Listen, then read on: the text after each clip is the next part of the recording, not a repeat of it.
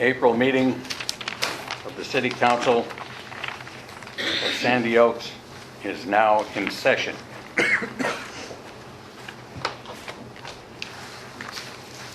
have a roll call. Mr. Tremblay. Present. Mr. Ortega. Absent.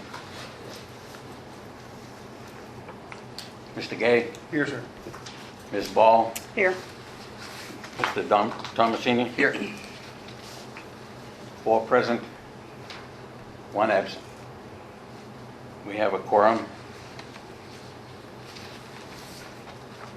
At this time, we'll have a short invocation and a pledge to the flag.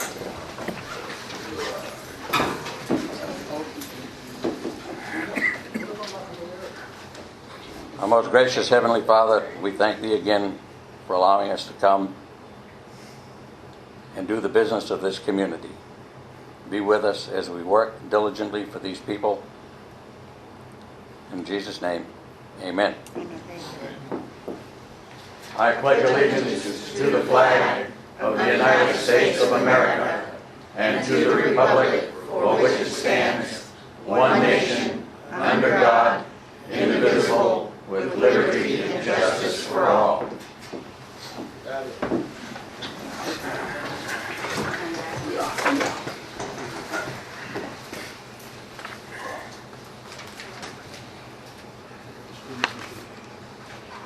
Okay.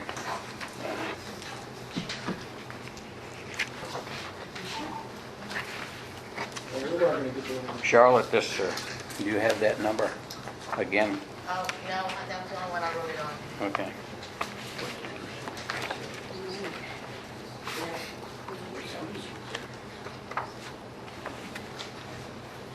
Item number 3 on the agenda, a financial report. We have a longer item on this in the agenda, so at this time, the debt approved for payment in March leaves a balance of $15,773.24, less the bank fees. I inquired about the August election to bear elections, and I'm waiting for a clear statement from Jackie Callanan on that one item. And this week we received from the TML the final payment request for the group insurance from TML. How much is that? But How much? it was 700 and, no, I gave it to Charlotte. 485.50. 485.50? Yeah. Okay. That included all the things for the marshal and the police and so forth. Yeah, Okay. it was all there. Oh, here. Okay.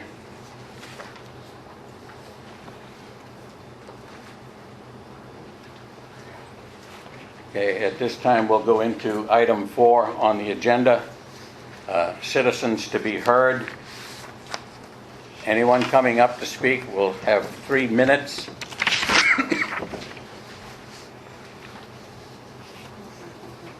And as usual, if there are more than 10 speakers, the time will be dropped to 2 minutes, but we don't have that many on this. So we'll enter into this.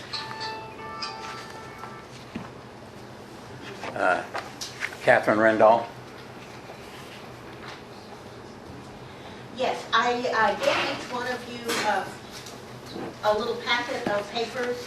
I'm detailing again my concerns about conflicts of interest with members of our city government and other organizations.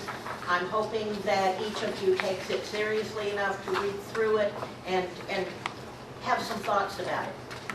In the meantime, though, I would like to ask for an update on our resolution for sales tax. Has that moved forward at all? Would you like for me to address that? Yeah. We did receive a letter from the State Comptroller's Office. Uh-huh. That issue has been resolved. Sales tax will be collected for the 1% beginning July 1st and the 0.5% October 1st. All right. So thank that has been done. There's a small minor thing I need to turn into them around utilities and such so they can notify them. you. So But other than that, it's done. the 1% in July July 1st, and the 1/2 in October. correct. Thank you. Okay. Thank you, Ms. Ball.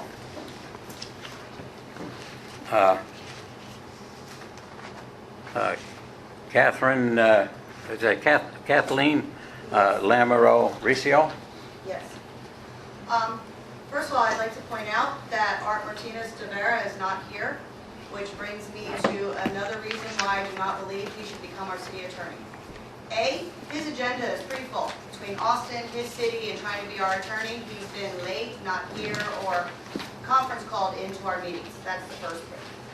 Second of all, I believe that because he's in the same district as us, having his knowledge in our city matters. When things come up for grabs, he won't be able to be here to help us with those, but he'll also have that knowledge to take into his city, to put his city as a priority over us. And why wouldn't he? His city should come first. And thirdly, I'd like to point out his history with us, the mistakes on the taxes, the not being here for meetings, the being late. He doesn't, in my opinion, suit what we need for a city attorney. Lastly, my question is, he's charging us too much. He's charging us more than he pays his own city attorney in his own city. So these are things to take into consideration. Maybe no one else has applied for the job, but right now I think we need to hold off on hiring him as a full-time person for our city. I don't think he's the right man for the job. There's just too much conflict of interest there, and I'm not comfortable with him having his nose in our cookie jar. So that's all I have to say about that. Well, thank you, Ms. Lamoureux. We also have Mr. Hector Guajardo. Mr. Guajardo will be a speaker later in the thing if he wants to hold off until that time. Okay.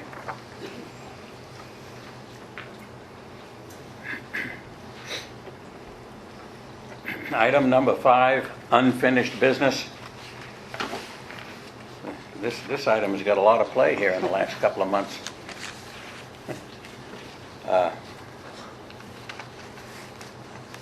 Item 5A, November the 13th meeting. Item number 5,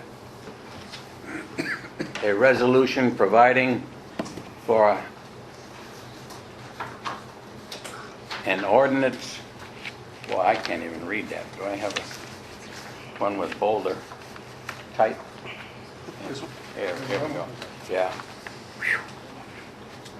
A resolution providing for an ordinance adopting the requirement of a permit for the sale of fireworks within the city of Sandy Oaks.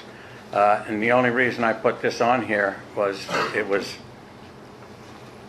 determined that it could be handled as a hearing within a regular meeting, but I don't think at this time we'll do that. We should, I firmly believe that we should handle it as a separate unit in a separate hearing. You mean a public hearing?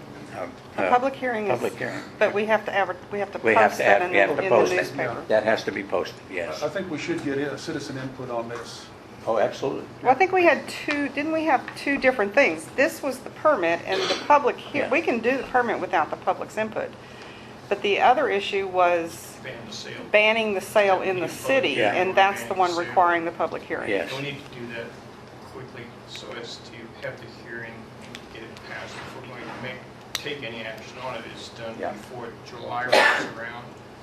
Right. We have a sale. At the same time, I think we were discussing the ban of use of fireworks, setting a time limit in conjunction with that, so as we don't have fireworks getting popped off on Easter Sunday, Yeah. or we have them Well, popped I off on agree with that. July 9th, or anything like that. So I think the hearing as far as public hearing to ban the sales within the city limits. I think we need to get that done and set a date for a public hearing. Yeah, I think these are two separate issues. Yeah, but one leads into the other. You wouldn't Well, issue it does, an but I'm ordinance. just saying as far as what's on the agenda tonight, talking about the permit, and we voted to approve that. And Art was supposed to rewrite and present it at our January meeting, and I don't know that he did that. I've gotten word from him, he's in the I-35 parking lot, and he's on his way. We couldn't hardly have a conference call with him on the cell phone because he'd have to probably hold his telephone, and too many cities will have him arrested for that. So on item 5A, I think that's Yeah. a no action, No action, yeah, because we've already addressed it. yes. Okay.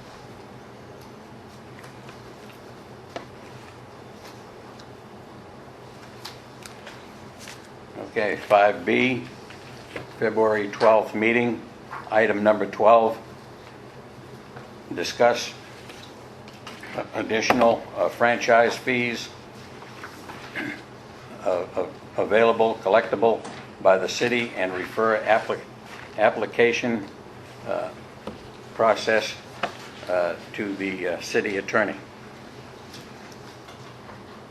And we'll have to wait for that as well. We have to wait for the, Wait till he gets here, Yeah. yeah. okay? Find out if it's been taken care of. Put it on hold. 5.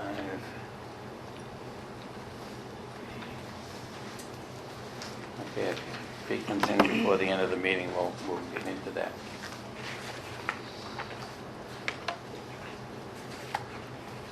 Okay. Item 5C, March 21st meeting.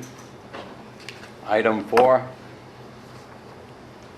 discuss and consider the mayor's nominee for city attorney.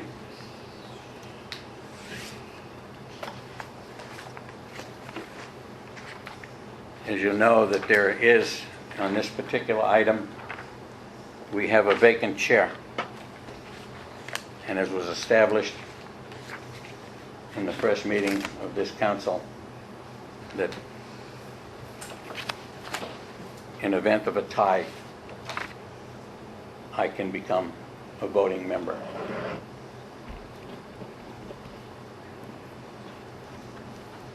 This is a very, very important thing to have before us with one person off. I know, and I'm speaking bluntly, there are those who have ill feelings about my feelings for one of the people who wants the position.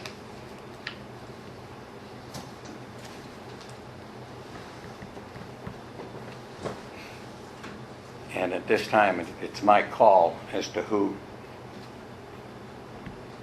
I nominate first.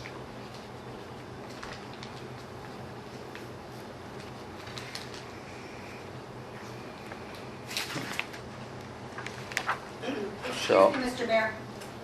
I believe all city council members should be here when this vote is taken. I don't believe this vote should go forward. This We is the- voted for a Madam- certain amount of city Ma- council. Madam- We have a quorum. Madam, we have a quorum.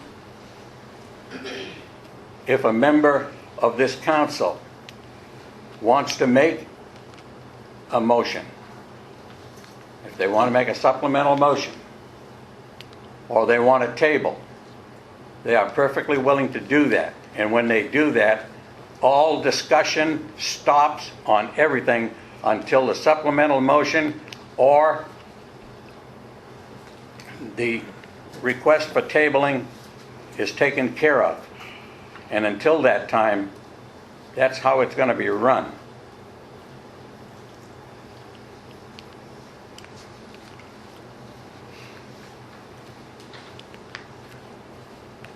And I don't know whether or not members of this council know anything about a supplemental. If you want to make a supplemental motion in favor of entering into this thing. or if you want to table. What do you mean by supplemental motion?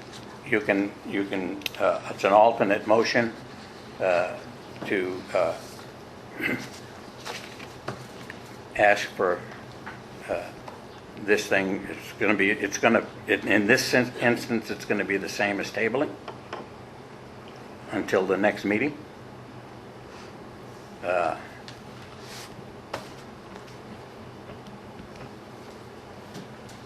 But if there be no action in that direction, I will make my nomination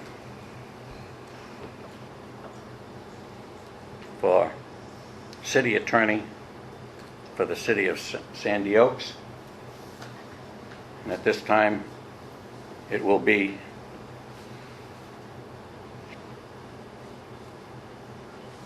our present sitting attorney, Mr. Art Martinez Guevara.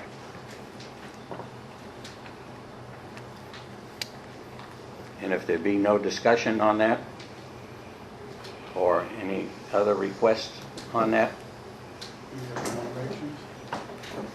Yeah, I'm gonna have to side with one of our residents, one of our citizens that was just heard. And I truly believe that the citizens of this community see a big conflict of interest.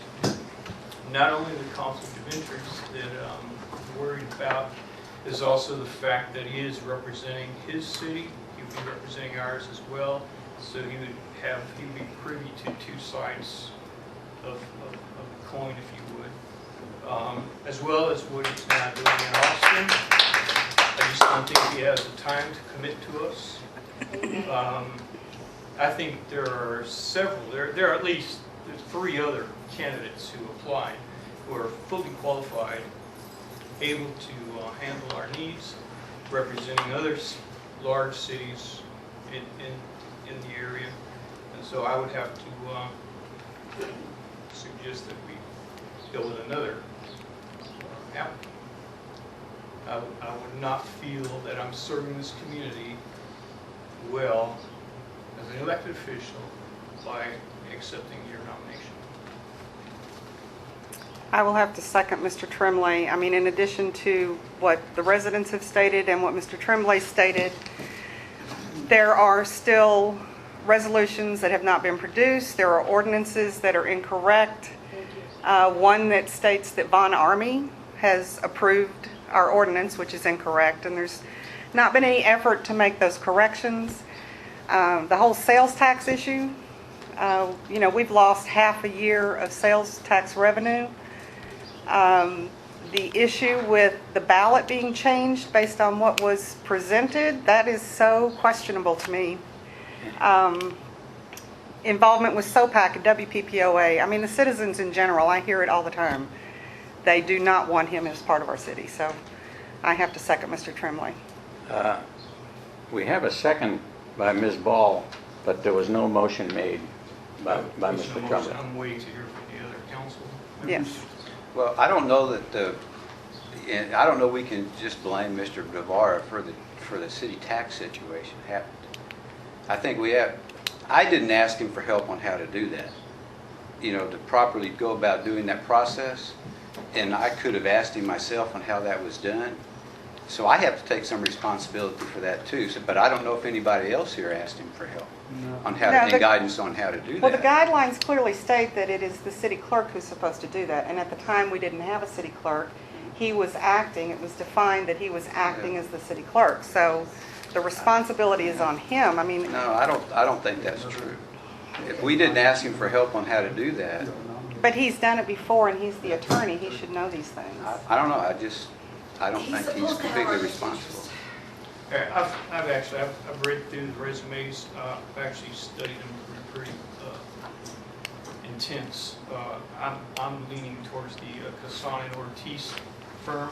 that I would like to nominate. We haven't We have to rectified. vote on each We haven't one. rectified I the other one, understand. please. But But I'm also with Mr. Tremblay. There's other candidates who are equally or more qualified that are local and that their rates are the same. So, for all the reasons that have been stated, I don't think I could support him.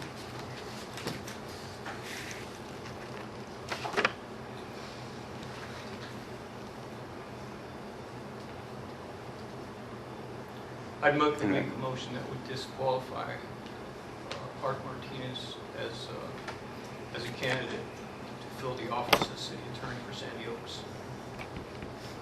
I'll second. Okay, we have a motion by Mr. Tremblay to disqualify Mr. Martinez Guevara as a candidate for the office of city attorney, seconded by Ms. Ball.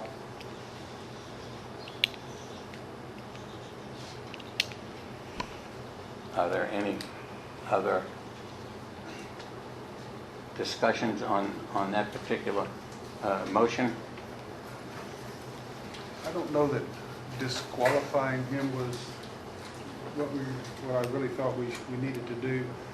I was under the impression that this was going to be, we would nominate 1, 2, 3, whatever it would be, and then we would vote on those nominees, not just take one individually at a time.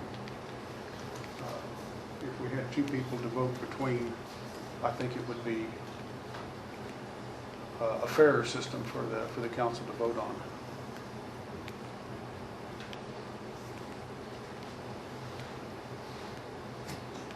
I mean, you have anything to say, Mr. Tomasini? No, nothing else other than what I've already said.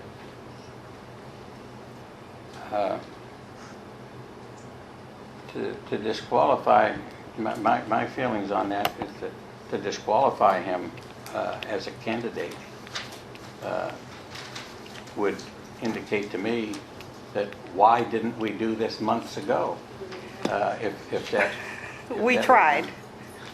We did try, and we put him on an interim basis for 60 days with the agreement that during that 60-day time frame, other candidates would be solicited. We're now 6 months. That's well past 60 days. There's been no effort put forth in trying to secure candidates. And as far as disqualifying, I think, do you want to rescind your motion and I'll make another one? Okay, I'll rescind that motion. Then I will make a motion that we do not accept the nomination of Mr. Art Martinez Guevara as the candidate for the city attorney. I'll second that motion.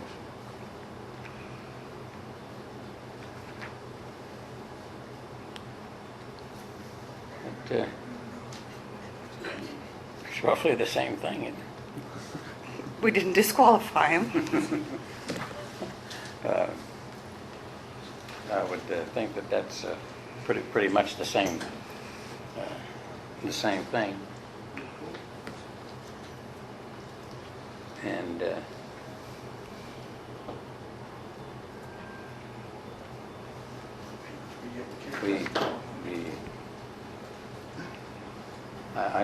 I think we're backing ourselves into a little corner here, and that this thing has it's gotten to be a tie. But we have a motion on the floor with a substitute motion on top of that to you repeat exactly what you said again. My motion is to not accept the Not nomination. Not accept, that's right. Pardon? Yes, made it. He did.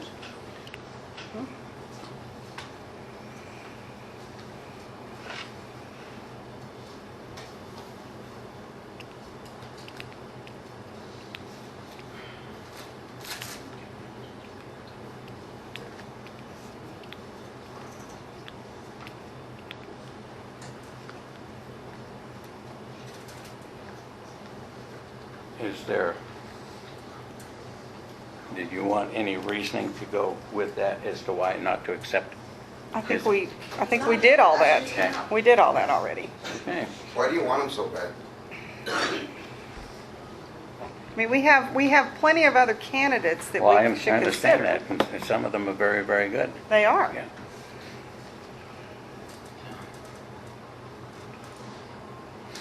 Okay, well, we have the motion on the floor. Those in favor of the motion not to accept Mr. Martinez Nevada's application to become the city attorney? All those in favor? All I those? knew that would happen. Wow.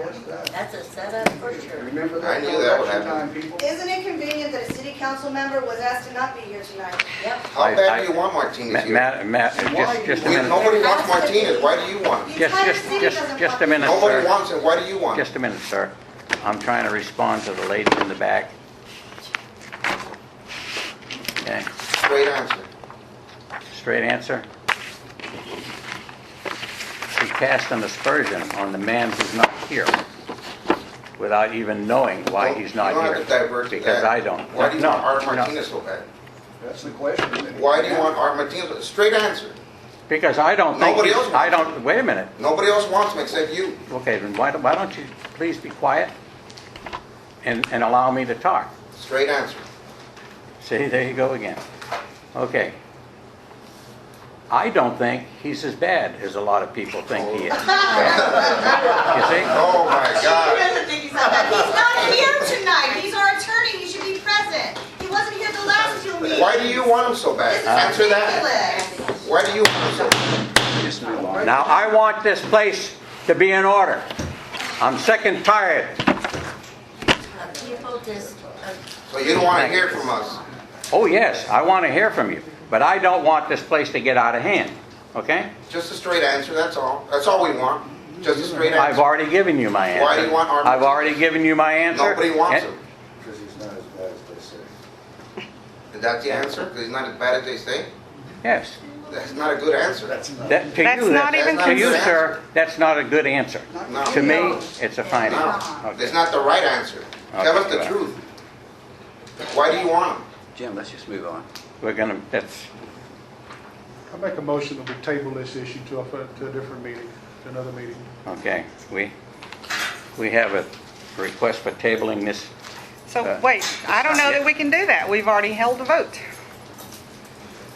yep. You kinda Well, we caught had me. the affirmative vote, Okay, You have to vote. or the negative vote, I'm okay. sorry. The vote right now is 2-2. I abstain from voting. I didn't hear those guys vote. How do you know it's 2-2? Because they I didn't vote, they didn't vote, vote. because they didn't vote, You therefore. already knew that. Yeah, but that doesn't mean they are going to vote. You weren't listening again. Mhm. No, I was said I listening. abstain I from was voting. listening. That's No, that's what I was you doing. didn't call for those in favor. Okay. Again, those in favor of the motion to not accept the application for city attorney for Mr. Art Nevada, please raise your hand. Those opposed? Of course, yes. I abstain from voting. This will be taken up at a future meeting, at the next regular meeting of the city council. Item number 5C.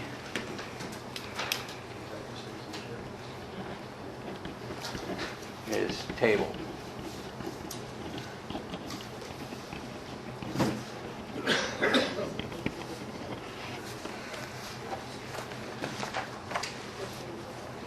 Item 5D, March 21st meeting. Item 7, discuss an ordinance for the creation of the position for Public Information Officer.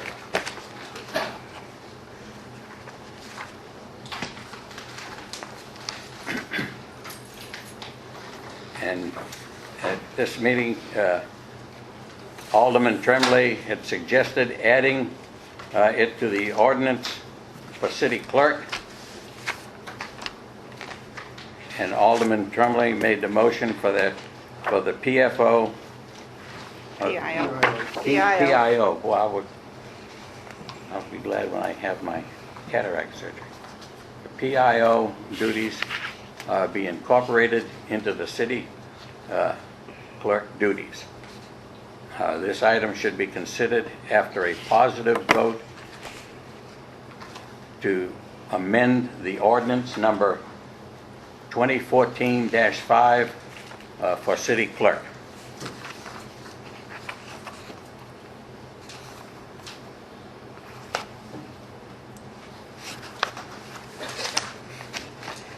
I know that Mr. Martinez-Devar did send an email with I those, think we should all have it. so that is in, it's not it. Put it in here somewhere. And I haven't been able to compare the original versus the amended one, so, It looks like all we did was add, He added it at the very end. and it's under section 6, general duties, the last one. The city clerk shall function as the public information officer for the city and shall provide information to the public and media as required by law, city ordinance, or lawful order. okay.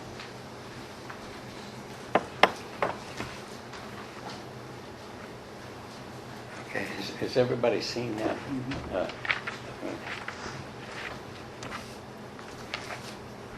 I make a motion that we accept the amendment to the ordinance 2014-5. Okay. Mr. Gay made a motion to accept the the amendment to the 2014, the ordinance number 2014-5 for city clerk to add the duties of the PIO. Is there a second for that motion? Where's the change on here? She said it's at the very end, he just added it to the end. He added it to the end. 6, 6D. This is the last page. Oh, okay. Right there.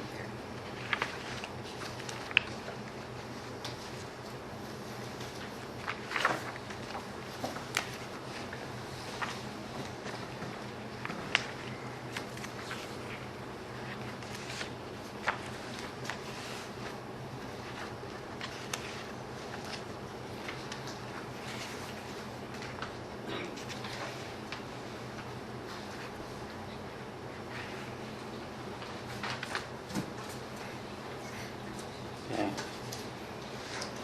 I'll second. Okay, a second by Ms. Ball.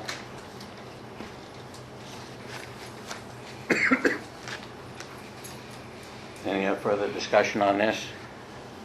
If not, all those in favor? Raise your right hand.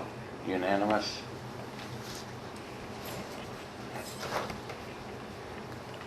Okay. Item 6 on the agenda. We have a different representative. Oh, we do? Yes. Oh, that's right, the captain, yes. Captain Roach. What's his name? Captain Roach. Roach, okay. We were originally going to see Sergeant Blake Johnson, but we have Captain Roach from the Bear County Sheriff's Office. He's going to discuss the types and numbers of calls. No, not really. No? He's going to discuss, but I don't know that we're going to get that specific. Okay, How well, y'all doing? My name's Tom Roach. I'm the captain with the Sheriff's Patrol. And I generally have from IH-10 West all the way around the east part of the county down to 37 South. In that part, we have 8 districts. So that cover the county. It's all separated that way. And what we generally try to do is have 2 officers per district for that 8-hour shift. So at any given time, hopefully you have 2 officers down here in this area. We also draw from the other side of 37, depending on the type of call that it is, or we need to bring them over.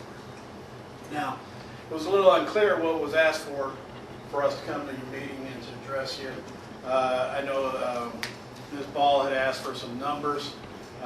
We don't generally provide the numbers for you just for your meetings. There is an internet-based website called Spot Crime. If you haven't tried that, you can go to that. and it generally tells you what kind of crimes are occurring in your area. Usually they do it by zip code. You'll be able to break it down into even maybe some streets, or it'll tell you those kind of things. But for anybody that's lived here any length of time, I would assume most of you have, because it seems like you're expressing an interest in your corporation, so I would think you've been here for a while. You know the stuff that goes on in your neighborhood, really. You know it probably better than we do. And this is where we encourage you, if you don't have any type of Crime Stoppers program set up in your neighborhood, we can set you up with that, where you have block captains and ways of getting the information to us in order to help you, because we can't do this by ourselves. I'll tell you that right now. We can't. We need the people that live in the neighborhood to let us know what takes place. Because if we have something really bad, like I say, in the next district over, and it takes you 2 officers from this neighborhood or on that side, you're generally left with no law enforcement until we can break somebody loose.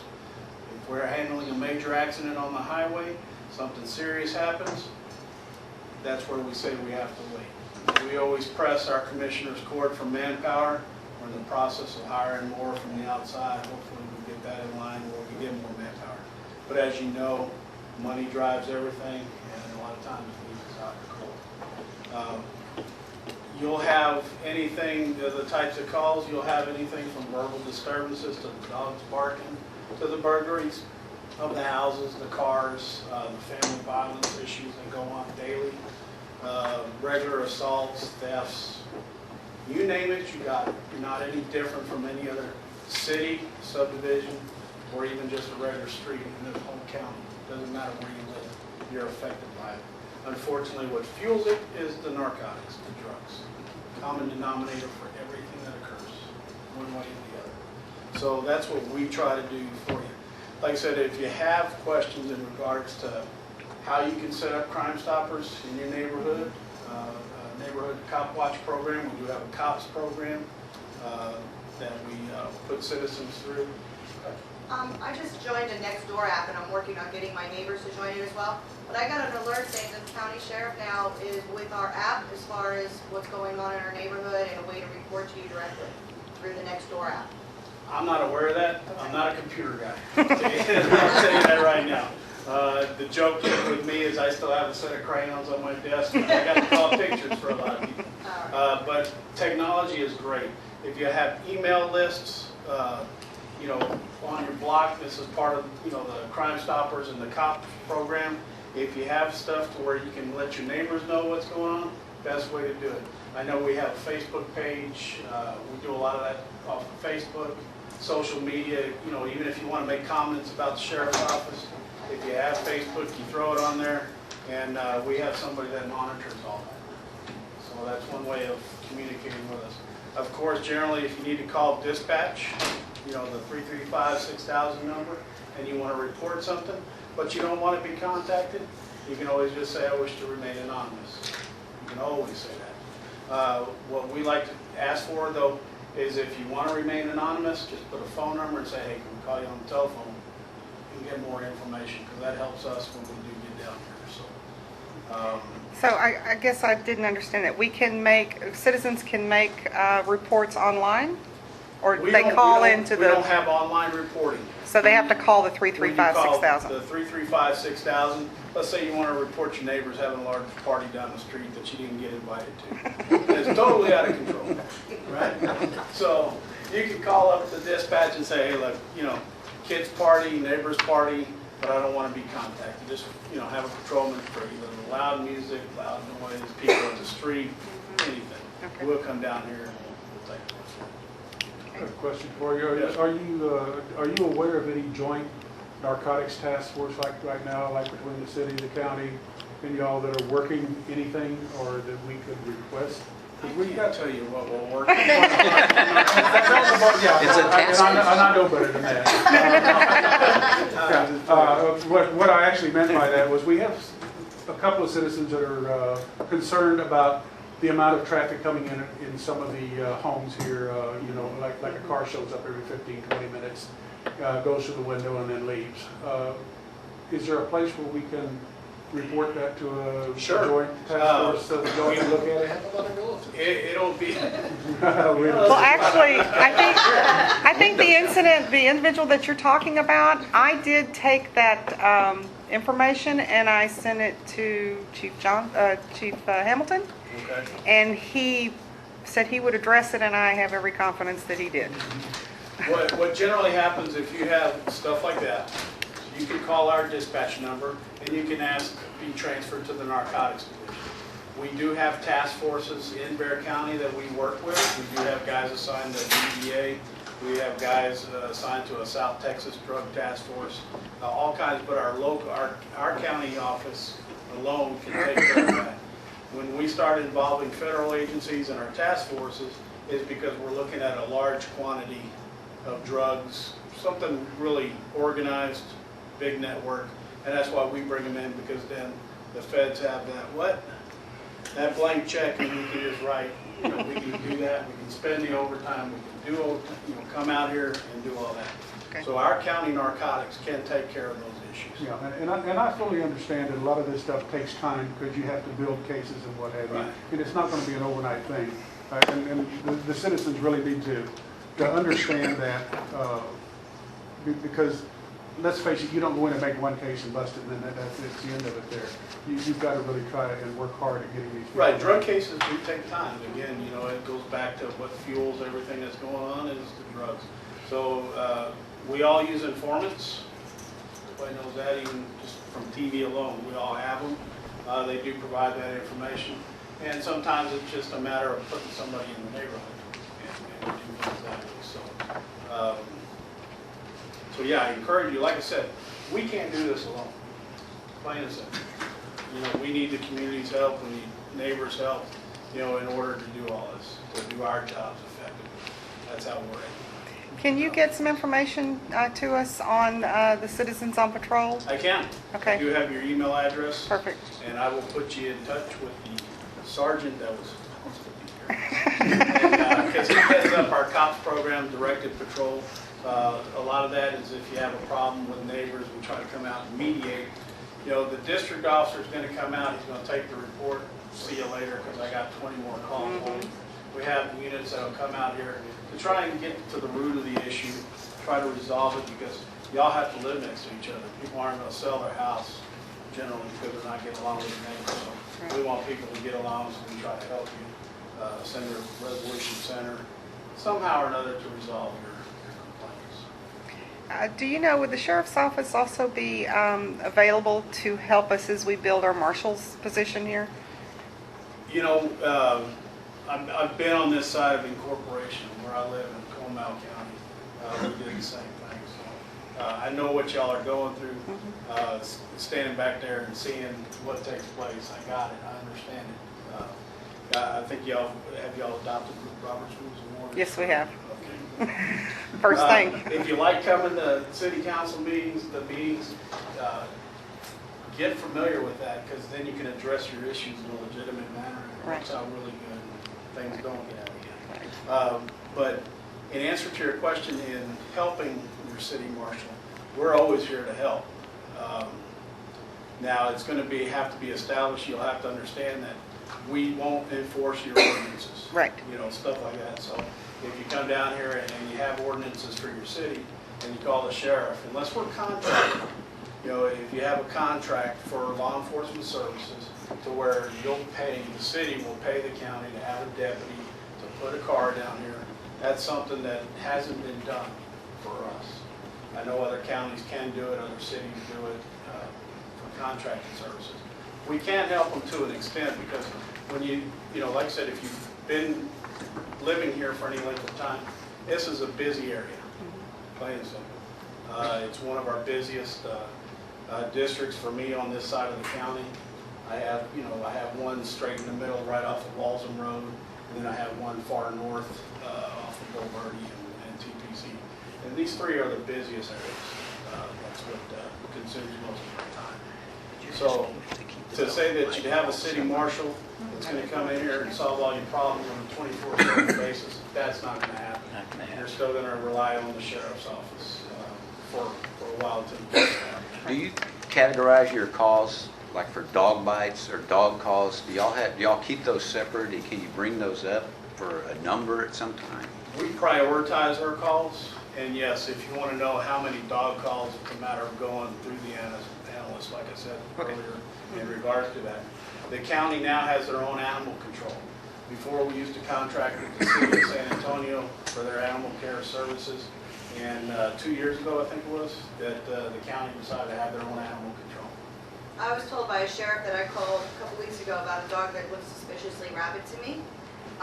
And the sheriff who came out, he said that according to the commissioner's court, that they're not even supposed to come out on rabid dog calls anymore, that we're not getting any support on animal issues in our city. It's not a matter of you're not getting that support in your city. I will tell you it's countywide. There's nothing that says, well, we're not coming down here. But yes, when you incorporate, there are certain things that take place, you know, and your city attorney, whenever you do hire one, will iron that out for you. Upon incorporating, there are certain things that the city assumes the liability for. Now, if the city contracts with animal control for the county, that's a different story. Then they'll come out and service this area. What generally takes place is they come out because of us. If we come out for a vicious dog. Now, they have their own rules as to when they're going to come out. If we call them for some stray dogs that are roaming the neighborhood, did they attack anybody? No. See you tomorrow, no matter what time it is. Nothing we can do about that, because that's animal control. They are set by commissioner's court, and they have all their rules that they have. If the dog bites somebody, yes, we will come out and we'll take appropriate action. And they have the on-call, but we actually have the dog bite, and that's why we'll end up coming out for that. Okay. So animal control is I wouldn't say a touchy subject, but it is countywide, not just limited to here. They will do the services for us, but again, like I said, upon incorporation, Right. there's only limited things that they can do. Right. One other question, I was also told that if a dog is in our yard and it's being aggressive, that I as a homeowner have the right to shoot the dog. You know, I'm not going to sit here and give you the legal advice that says you can go out and It shoot was the an dog. officer from the county that told me. You know, you have a right to defend your property, you have a right to defend yourself, okay? Aggressive dogs are different, you know, so if it is your neighbor's dog that's aggressive, you know, the question would be, is it aggressive as opposed to excited? One of the two. Is it chasing you? You know, everything like that. You have the right to defend yourself. The Texas Penal Code says you have a right to take care of animals that are destroying property, attacking other animals and stuff. So you have some of a legal right. Can you get sued from your neighbor for shooting their dog? Sure. Anybody can get sued. We can get sued for shooting dogs.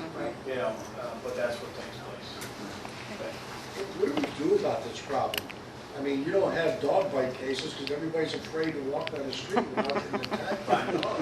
There's a gentleman here I that mean, walked out the street. I dropped a friend off just last week. 5 dogs surrounded my car and wouldn't let me move. Unfortunately, I mean, that's the it's thing. so out of hand. You're not the only neighborhood. It's Right. countywide. Oh, And here it's bad. this is where I say you have to work with them in regards to how do you get animal control on board. Right. You know, that's the thing. You're incorporated as a city. When you do that, you assume certain obligations and liabilities.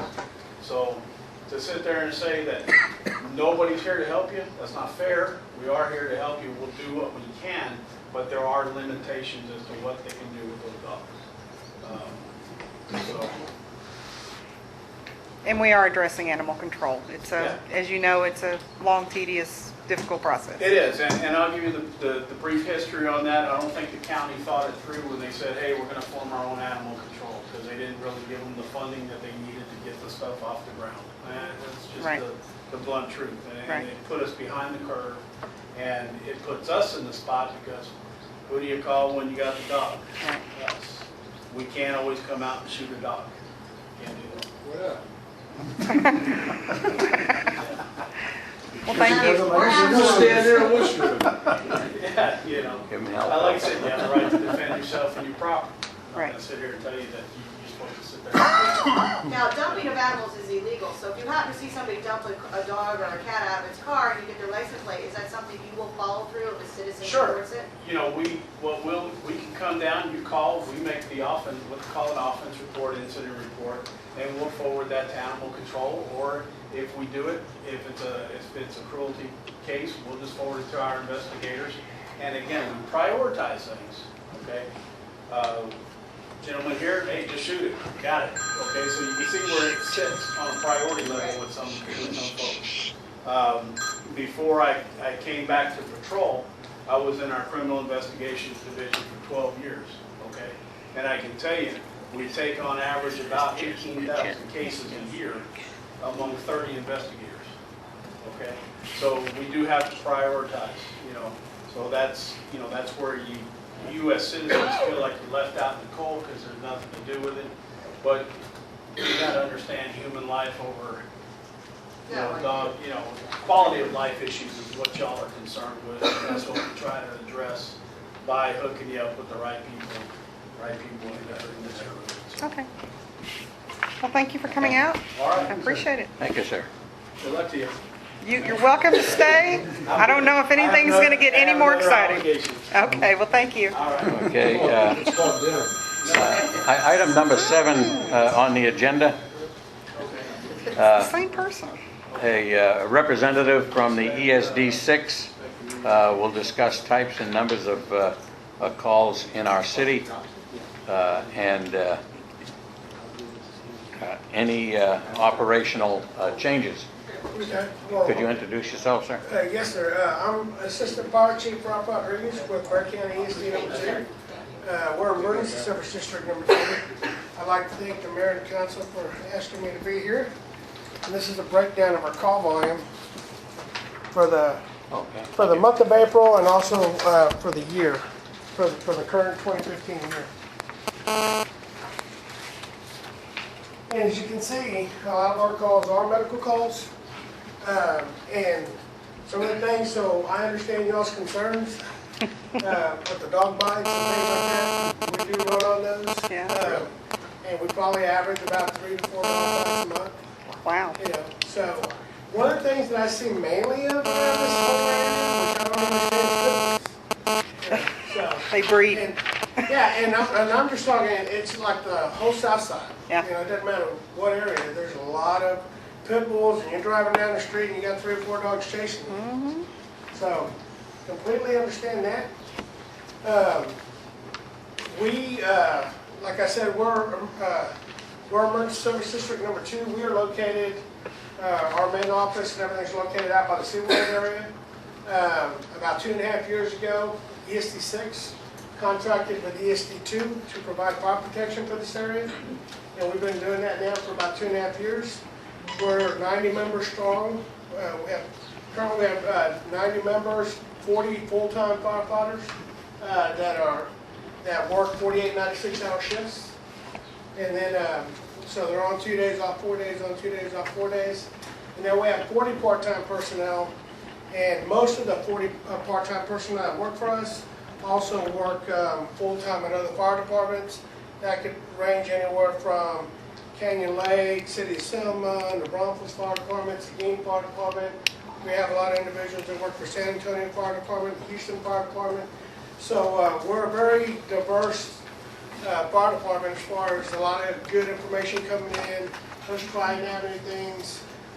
We have a full-time fire chief, and then I'm full-time as well. I'm the assistant fire chief. I'm the executive assistant chief, right underneath the chief. And then we also have an assistant chief over communications and EMS. He has oversight all of our EMS training for Department of State Health Services and make sure that everybody stays current and any new things that are coming out medical-wise. He introduces all that to us as well. What I brought in over there to kind of show everybody. You need a volunteer? Oh, no. I won't take it out of the box. It's From the audience. It's this is called an Autopulse, and this is a $20,000 piece of equipment. And what this Autopulse does is whenever we arrive to a location where there's a cardiac arrest, we'll put this down, we'll take whoever's unconscious, we'll lay them in it, and what this does, it does compressions for us. And one of the most difficult things that you can do during cardiac arrest is compressions.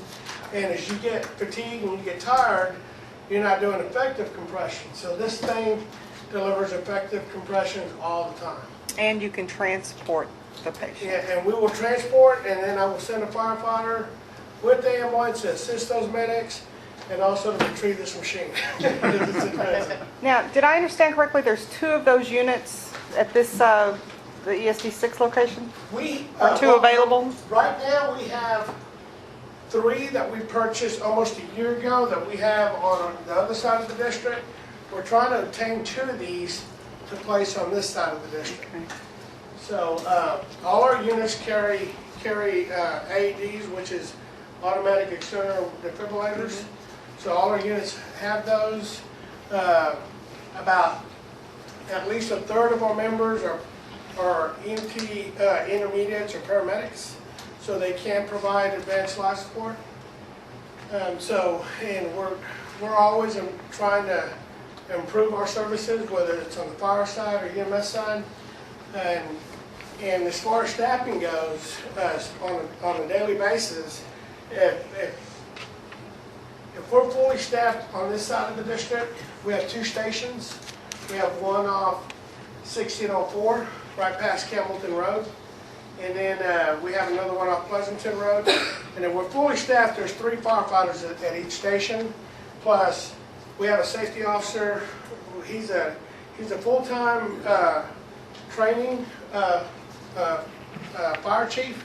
He's actually a battalion chief. And he has oversight over training, and he's also our safety officer. And then plus I'm there, the EMS chief is there, our fire chief is there. And then at 90 and 1604, our battalion chief, that's where he's housed up, that's on duty. Plus we do keep a shift commander on this side. But our battalion chief, he's housed over there. He makes rounds continuously. Like I've already been down to this area twice today, and he's been down here already once today. And because I overlook and have oversight over our operations, so I got to make sure things are moving, and if something's broke, then we fix it. So we do that. You mentioned there's 2 locations, so you've got 2 sheets here. One is for location 161. Which one is that? 161 is the fire station that provides service to this area. Where is it located? And it's located off 1604, right past Campbellton Road. Okay. And so 163 is the one on Pleasanton? 163 is the one on Pleasanton. And as you can tell, 161 is the busiest station out of the 2. So. Right. And we do have a lot of people trained in a lot of different areas: road rescue, swift water, wildland, hazmat. So, and that's ongoing. That's something that we do ongoing. So, we do have a prevention program, and we're starting to move him over to help us out in this area, because we would like to especially address, try to make some of these areas kind of like a Firewise community. And what a Firewise community is trying to create defensible space. That's something that we're kind of really up against in this area, is defensible space. When you have a house and you have grass this high, it makes it real difficult to protect the house that's right next door. And a lot of times what happens in this area is when you have a house fire, everything just takes off and it goes right to the house next door, starts burning that one, and takes off to the next one, starts burning that one. The Owenwood fire that we had over here started out just like that. And a lot of that starts by trying to create some defensible space, so that way the fire is somewhat manageable and we can actually protect a lot of these homes in this area. So, I know from the meeting that I attended, sorry, Mr. Mayor, that I attended last week, there was a discussion about some state certified training that you guys are now allowed to do Yes. in-house, or can you talk about that? When it came to our EMS training, a lot of it would have to be online, or we would have to outsource a lot of our training. And a lot of it has to be certified training. And we just recently received our EMS certification to be able to provide that training in-house. So, and we started, as soon as we got that, we had the EMS instructors in place that have already started to provide that training at the basic level and at the advanced life support level. If for some reason y'all want to have like an event such as like CPR training, we got those individuals in place that can come out and be able to train people in CPR. So Perfect. Go ahead. Yeah, I get an awful lot of calls. People want to have a little fire in their backyard. Now that you're our fire department for the city here, yes, sir. what is your policy on controlled burn? Our policy on control burns is the county's policy on control burns. So if the county has a burn ban, and then there's no burning allowed. So usually if somebody calls us and says, my neighbor's burning, and I feel he's burning recklessly, or it's unattended, or something like that, we'll send somebody out there, and depending on the way it gets reported and the way it gets dispatched, we'll respond emergent or non-emergent. So if we feel like it's something that's out of control and just burning, we'll respond emergent. And we feel that somebody's burning and shouldn't be burning, we may just send somebody out there to find out, kind of size things up, find out what's going on. And so what we'll do is we'll check with the county when we get out there and ask them if there's any controlled burns for the day. And so if they say, yeah, they can burn between the hours of So the policy is 12 to and call- Usually, you should call Bear County prior to burn. whoever's going to do the burn, they should, but most do not. Yeah, that was my question was going to be, can you let people know what an unauthorized burn and what an authorized burn is? Right, an authorized burn is something that you called 311 or you called the Bear County Fire Marshal's office and asked them, hey, is there burning today? And they give you, yes, you can burn today between these hours or from sun up to sundown. And then they'll record your name and your address. And so this way, if somebody calls it in, and then they know what's going on, or they may tell us just to do a drive-by to make sure things are okay, that's an authorized burn. An unauthorized burn is when somebody's burning and nobody knows that they're burning, or they're burning even though there's a burn ban. Okay. So, and even though there's a burn ban, there's times that they will lift it for like 4 hours to allow individuals to burn their trash and things like that. So, I thought it interesting that one of the facts that was discussed was house fires typically are not your call. The biggest problem was fire pits seem to be the most calls that get out of control. yeah, and people tend to identify fire pits differently. It'll either be in the ground, it'll be in a barrel, it'll be in a barbecue pit, or it'll just be a bonfire. But we just try to keep the peace as long as they're doing it safely. And if they're doing it safely and it's okay with the county, and then as long as somebody's by there and they have a water source, we just, we have no choice but to let them burn. So. Okay, Thank you. thank you very much. yes, sir. Okay, item number 8 on the agenda. We have a Miss Jen Burgess with us this evening, and she'll be, she's Miss Durdak's Cohort, cohort at the Feral Cat. San Antonio. San Antonio Feral Cat Coalition. Yes, and she's going to give us a little insight on these fellows. And thank you very much for inviting me to speak.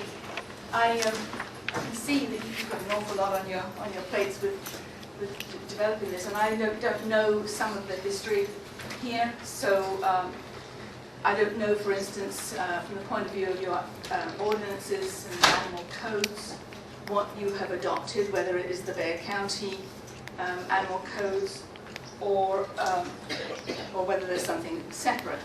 But I'm here basically just to explain that the outdoor cat population issue, firstly, is people-based. It's something that has been not addressed by many communities.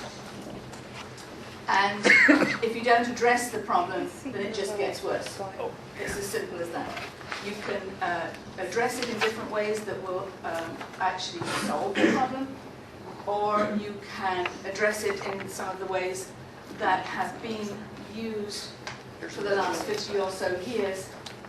And we are in crisis right now with the overpopulation of cats.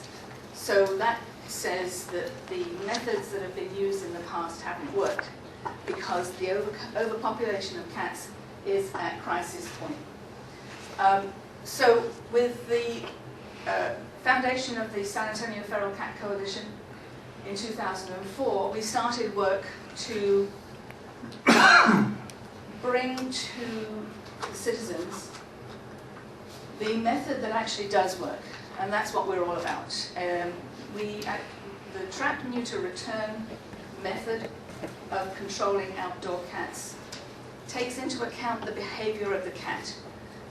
In previous methods of trying to control cats, it really didn't take into account at all the cat and the nature of the cat.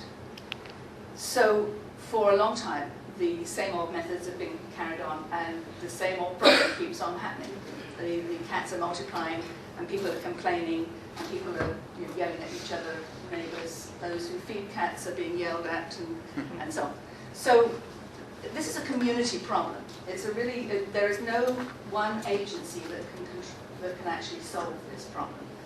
But the city councils can show leadership in terms of what method or what approach is actually taken into their ordinances. And the ordinances in a lot of the cities around here have been changed over the last few years to incorporate this new method and encourage residents and citizens to be a part of the solution. Because it really isn't one agency's problem, it's everybody's problem. And it is everybody really who has to get involved to try and solve it. Now, of course, not everybody is going to go out there and start working on or trapping cats. But if the city takes note of the trap, neuter, return method and endorses that method, and then includes in their ordinances wording that encourages citizens to take note about the method that works, then it's amazing. Good things start to happen. So just to explain briefly about what trap, neuter, return is and why it works. It's not a new system, by the way. I mean, not in terms of animal control, anyway. It's for the last 50 years or more. It has been used all over the world and used very successfully. But you can go to vacation in Africa and sit outside the hotel where you're vacationing, and they have cat shelters around the perimeter there, and you will see each cat has got the tip of its left ear snipped off. If you pick up any of the brochures at the back there, you'll see pictures of them. The left ear, under sedation, of course, while they're being sterilized in the surgery, they have the tip of their left ear snipped off, so they have one flat ear. Cats don't care. Look in mirrors. So that is an international sign of an outdoor cat that has been sterilized and has received a rabies shot, which of course is really important as far as protecting citizens. So this is for 50 plus years in other countries, this has been used as the method of control, and it has worked. So there's no need to even debate that. We know it works. It's just the case really is whether you accept it as the method that you want to use. There's lots of pluses to this whole method. The let's go back to the previous methods. Trapping and killing, which is the method that's been used before, trying to get rid of cats in some way by trapping them and killing them, or trapping and trying to dispose of them in some way, or trapping them and dumping them out in the country, which is one of the problems you'll probably see out here, to try and get rid of cats from some location. It doesn't work, again, because of the nature of the cat. Because the cats that have been taken from any location, whether it's a backyard or a larger neighborhood block, or something, those cats, if they have been removed from that location, that area was their home and was their territory. They owned that territory. And they mark the boundaries of their territory. And in doing so, they stop other cats from the surrounding areas from moving in. They have their family unit, or the animals that they know within that unit. And they mark it so that they can control and keep out other cats from coming in. Well, when you take those cats away, whatever it is that you do with them, having taken them away, mostly that's illegal. Mostly people will dump them out somewhere else, which is illegal. It's also cruel because the cats, once you dump them somewhere else, their first instinct is to find their way home. That's their home. And most of them perish in the attempt. People will say, well, we'll put them out in the country, they'll hunt. They don't hunt enough to sustain themselves. Plus, if you take them out of their home unit here, and you go and dump them somewhere else, you are probably dumping them in another cat's territory, and those cats are going to run them off. So they just take off running looking for their home, or they're run off by the other cats, and that's cruel. Not to say illegal. If you take them away and you take them to animal control and have them euthanized, maybe that's a system you think might work. But the problem is, going back to where you took them from, this has now become what they call a vacuum. This has now become a vacant territory. And when the cats were here, they would go out and mark their boundary, and the other cats in these surrounding areas that come up to that boundary and see or smell, their whole world is about scent. And they sense that this is territory that is owned by cats already. And of course, that's the signal for them to go to stay out. Of course, some of them do come in. If there's a female in heat or something, they'll think they can get in and get out without anybody noticing. But that usually results in a fight. And that's one of the nuisance behaviours that everybody hates about cats fighting and yowling. But for the most part, they hold their boundaries. But when you take them away, there's no cat now going out and marking that boundary, and so that scent becomes stale. And the cats from the surrounding areas come up and they know that. They see, they sense that this is now stale.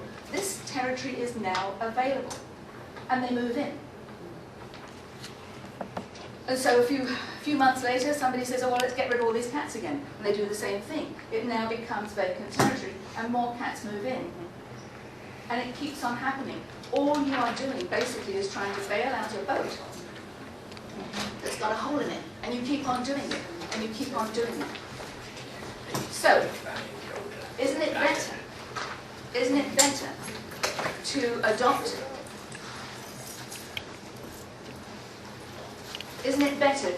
a system that actually solves the problem by putting in place a system which involves trapping the cats, taking them to be neutered so they're gone for just a day or two for recovery, and then put them back?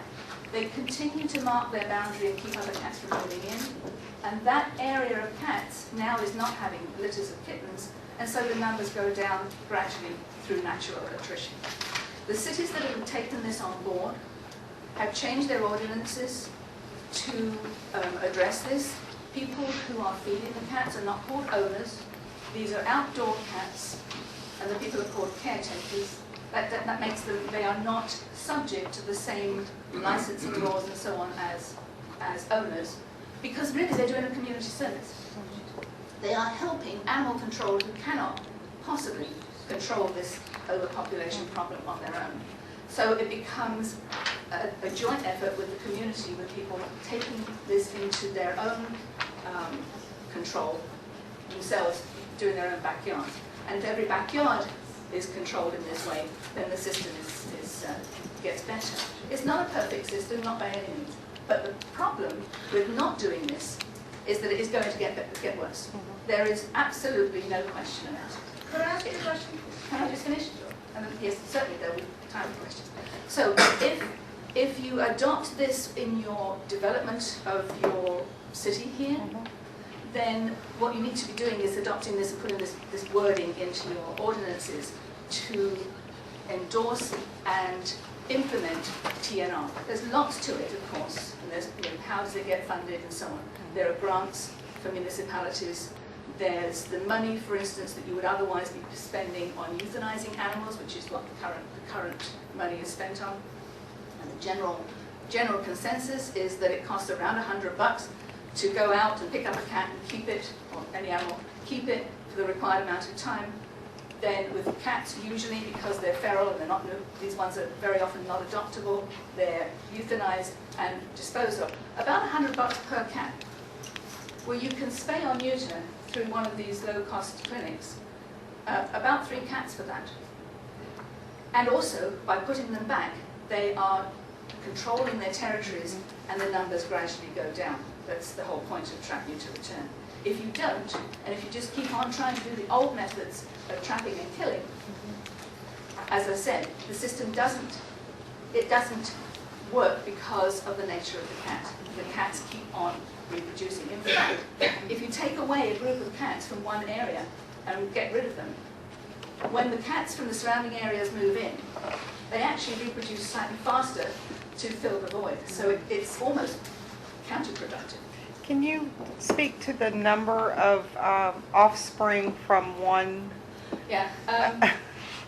Well, yeah, just to give you an idea, I mean, there's all kinds of things on the internet about, how many cats reproduce and how many, over a certain number of years. But for me, I'm not very good with lots of big numbers, but for me, the number that is really impresses me is that if you look up just one cat, one female cat, let's say in January, by January of the following year, that cat will have, if they all survive, that cat will turn into 25 cats. Because she can have 3 litters a year. Each litter often is 6 kittens. So 3 litters of 6 kittens, that's 18. Plus the mama cat in the first place, so that's 19. Plus, the litter that was born at the beginning of the year reaches puberty at around 6 months. And let's say if it's a litter of 6 kittens, there's 3 of them are female. They don't have big litters, but they may have 2 each. So there's another 6. So 19 plus 6 is 25 cats. One female in a colony, and most of these colonies we get called about, are already in excess, especially out in areas like this, in excess of 30 cats. Well, if 15 of those are female, you can do the math. It's very, very quickly out of control, and you need eating cats.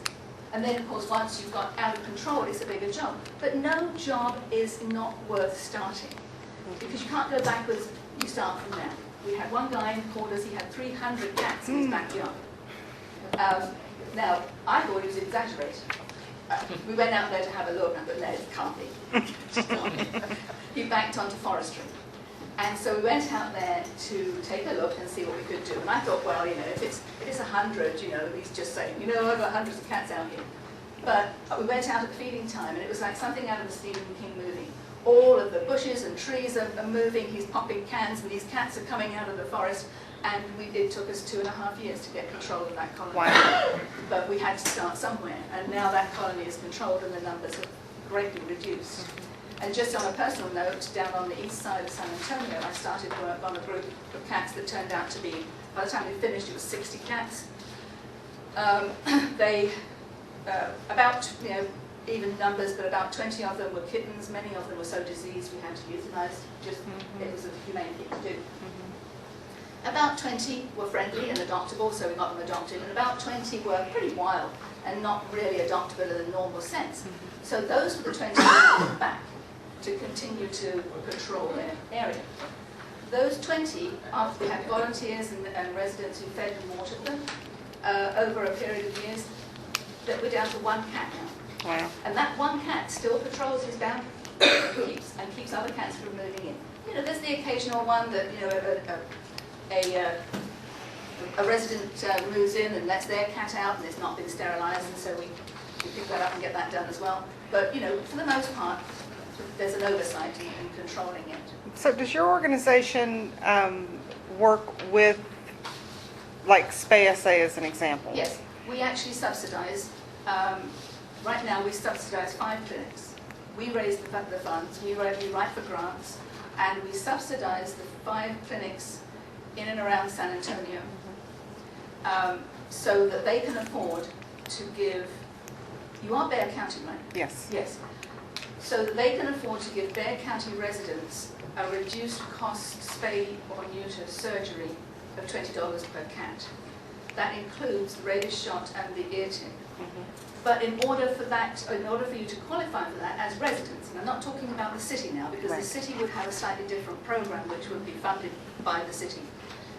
But for residents, anybody who wishes to do this on their own right now, you can come to one of our classes, which is 2 hours out of your whole life, just one class, to come and listen to why this works, how it works, and the safety aspects of it. Because, you know, a frightened cat, we don't want people getting bitten and scratched. Right. And we've worked out those wrinkles. We know now how to instruct people that you can do this without getting hurt. You don't handle these cats at all, even if they appear to be friendly. Because even friendly cats, when they're frightened, can be dangerous. And they haven't had a rabies shot at this point. So we loan our traps free of charge to the people who come to one of our classes, just one class, that's all we have to come to. And then you have our advice and resources and free loan of traps, and even volunteer help if you want it. Perfect. We now have approximately 6,000 people who come through our classes in this area. And we're forming neighbourhood teams as well. So that a neighbourhood team can go and help somebody perhaps who physically can't do trapping. They can actually go over, be actually asked to go out. And everybody's a volunteer, we're all volunteers. So they can now go and help somebody in the neighbourhood. We can contact them because we've got their names, and we can contact them to go and help somebody in the neighbourhood. Do you have limits on the class sizes? No. Okay, so, There's no pre-registration. Okay. Yeah. perfect. And I know there's lots of, there are probably lots of questions, but the point being, if you don't do this, there's only 3 ways of going about this, you know, really.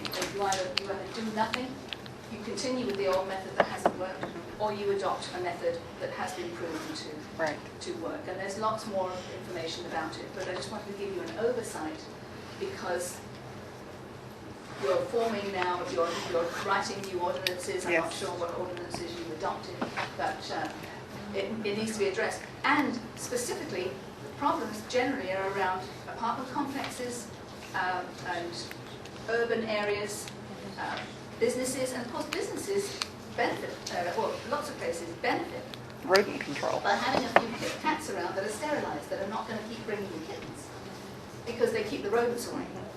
And in turn, because the rodents are not there, you have less incidents with snakes, because the snake's main food is the rodent. And so by using Mother Nature to our advantage, we actually benefit. We've had people call us and asking for cats, for instance, at golf courses where they've got a lot of seed, where these rodents get in there, and it's amazing. In just a few days, they devastate pallet and seed. So, and it works. It works. The cats don't even have to be hunters for it to work. It's the cat urine is the deterrent. So I've tried to. I thought maybe an entrepreneurial business of cat pee, so you would actually have cats. But I haven't persuaded cats to pee in a bottle yet. It's in the woods. Well, we are working on getting an animal control program in place. We did hold a workshop, and personally, I'm a firm believer that you have to control the population. And you heard about the dogs. We have an issue with dogs. So it's, you know, it's dogs and cats, but You've got to be, with this, you've got to be proactive. And, you do. It's not going to solve itself. And being proactive involves the community. And the community can very well help the city get control of this if you adopt this as your method. And it saves the budget. It saves money out of your budget too. Right. Because there's less to do this, right. you've got a lot of volunteer work going on. Right. But also, you're not spending money on continual, putting animals in, killing them and disposing of them. That, all of that money that's in the Right. budget is not there, is not used. Well, I did notice on your website that several cities, I think City of New Braunfels was one of the most recent Just ones. recently, New Braunfels has adopted it. Converse has just recently adopted it. Windcrest has been on board for a long time. Of course, San Antonio has been on board for a long time. Bull Verde, where I live. There's quite a lot in this area.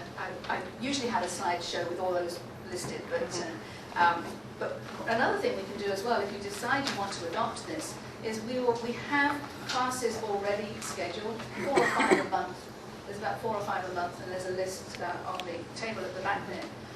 But we will come out and do special classes. When I say special, it's the same class, but we'll come out, and if you give us a location and tell us, basically you've had some time to advertise it, and you've got people willing to come to a class, we'll come and do a class for you. Okay, This would be perfect. We could do a slideshow on the wall. perfect. So we'll actually come out and help things get rolling. And what is your website? It's San Antonio Feral Cats, and that's on the end.org. That's got our schedule on there. And right now we've got various grants that are running, and the April is, we called it the April Blitz. There were some grants that were raised by SPAY-SA and by the Humane Society, and there are free services right now. I did schedule through SPAY-SA, but it wasn't free. It ended up, I've got 2 cats scheduled to go in on the 21st, but it's $40 an animal, plus $10 for the vaccination, so. Well, But- that's because you're, that's, if you could come, have you been to one of the classes? No, I have not. No. If you've been to the class, then you get the subsidized. Ah, got it, okay. The freebies I thought were free for anybody, but. Well, maybe- and Kathy did explain that, but they have limited, once they hit a number, then the funding for free is over. Oh, So it right. may not work for the entire month. Right, that's true. Yeah. While funds last, that's always Right. a proviso there, Yeah. yes. But we write for grants as well. We target certain zip codes. You can write for grants. The PetSmart charities are very, very. Kathy's going to work on that. They yeah, have a they're grant writer very that's going to help. generous. You've got to, it's hard work writing It a is grant. very hard work. But there are grants specifically for municipalities and Yes. for small cities. And also if you had people who were willing or wanted to form a 501c3 here, then there's grants that they can apply for as well. Okay. For helping the city. Okay. I mean, there's a lot to it, but the actual basis of the thing is that track meter return works and the other methods don't. So There. there's not really, the logic of it is, Right. is so plain that it works, it's been working everywhere else. Well, thank you. Yeah. Appreciate Thank you, it. Ms. Burgess. There was a lady had a question. Oh, She went outside. She went outside, sorry. I'll talk to her on the way out. Okay. Thank you very much. Thank you very much for coming out. My injury was not cat related. Okay, good. I took her out to get speedy. Okay. Next item on the agenda is item number 9. Discuss and consider adopting a contract between the City of Sandy Oaks, Texas, and the Waterwood Park Property Owners Association, WPPOA, for the use of the Waterwood Clubhouse to conduct regular and special city council meetings, hearings, and workshops, and municipal court. Mayor Pro Tem and Alderman Gay was given that task, and everybody received one in their email, and the date, the correct address has been made on that. Yeah, the one that I sent out to you, it has an incorrect address, 4418 Hickory Haven. It should be 4451 Hickory Haven. I put the correct address on it and initialed it for you there.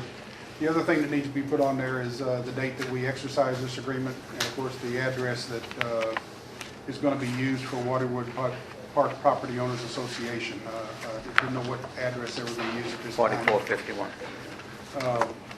Or you can, Oh, okay, so the Waterwood Park Property Owner Association uses this address? Okay. The agreement in there is, Wait, back up. So the San Pedro location is not valid for WPPOA anymore? Because that's the registered address. Oh, the initial registered address was on Lorraine. Well, I'm just saying that everything that's gone out for WPPOA has a San Pedro address on it. And I don't know, is there a mailbox for the Yeah, park? there's one right outside the gate. Okay. I believe that old address on San Pedro was the Waterwood Development Company. That's Waterwood Development Company, not WPPA. That's not what I recall seeing. Yes, ma'am. The address with the Secretary of State for the WPPOA, the registered agent is Jim Clement. And it's your address, Jim. That's what's with the Secretary of State. Okay. His home address? Yes. Okay, we'll use Well, we that. can have it sent anywhere, can't we? I mean, does it? Yeah. For the purpose of the lease, the address is really a mailing address. Yeah. So that if notice is mailed, it's considered received. So it's whatever's the best mailing address. Let's say before the WPPOA had 4451, but that mailbox was across at 4418.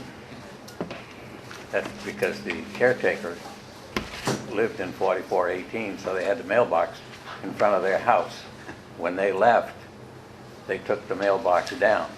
I don't know whatever happened to it, but I got another mailbox, and the mailbox is right outside the gate, and we're going to start using 4415. So thank you very much. I didn't. 4451. Residential property, Texas residential property code for POAs and HOAs, anything legal like that, any notice like that has to be sent to the registered agent's address. So that would be Jim's. address. Well, on a lease, it can be whatever mailing address is used contractually, so you can use that one. Whatever's a valid address for the. Okay. Do you normally get stuff for the WPPOA at your home address? No. Oh, okay. Well, anyway, the contract, you've seen it there. Like I say, we need to add the date that we executed, and we'll put in the mailing address that the Waterwood Property Park Owner Association would like to use. And then we can just execute the document, and we will have a legal document to hold our meetings. Okay. We'll have to wait until we get a full approval on this. I think you can make a motion now if you want to approve it. Okay. Everybody's had it, I know now, for some time. Yeah, they've had it for about 2 or 3 days. 2 or 3 days. Everybody's seen it, yeah. Has anybody not seen it and read it? Or is there any changes that you feel need to be made other than that address snafu I had in there?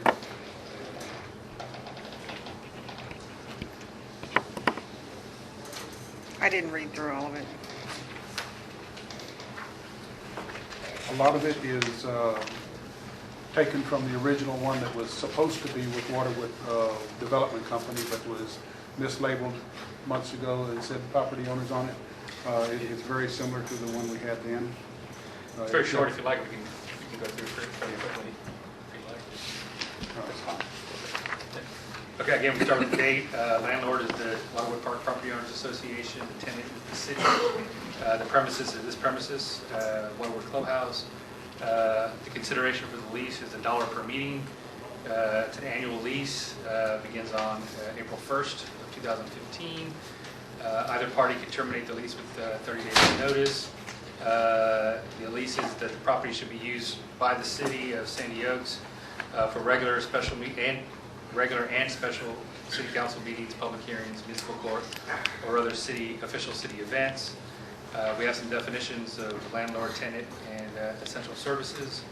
The tenant, who's the city, agrees to maintain insurance for the tenant's property on the premises, meaning if the city were to leave something, a recording device or anything that belongs to the city, the city's required to insure it. So if there's loss or damage, it's the responsibility of the city.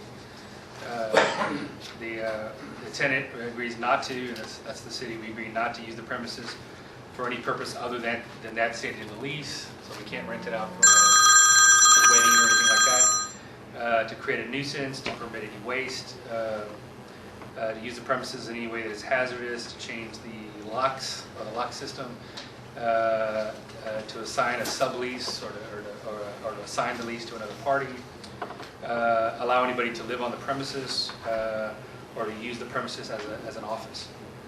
The landlord, who's the Property Owners Association, agrees to pay the taxes, maintain and keep liability insurance on the premises, and provide copies to the tenant, pay for the utilities, including gas, water, and electric, repair, replace, and maintain the premises, have the septic tank pumped when necessary, obey all laws, ordinances, orders, regulations, etc., applicable to the use, condition, and occupancy of the building, make the premises available on the day set as a regularly scheduled meeting days by the city council, and for city council meetings and court dates.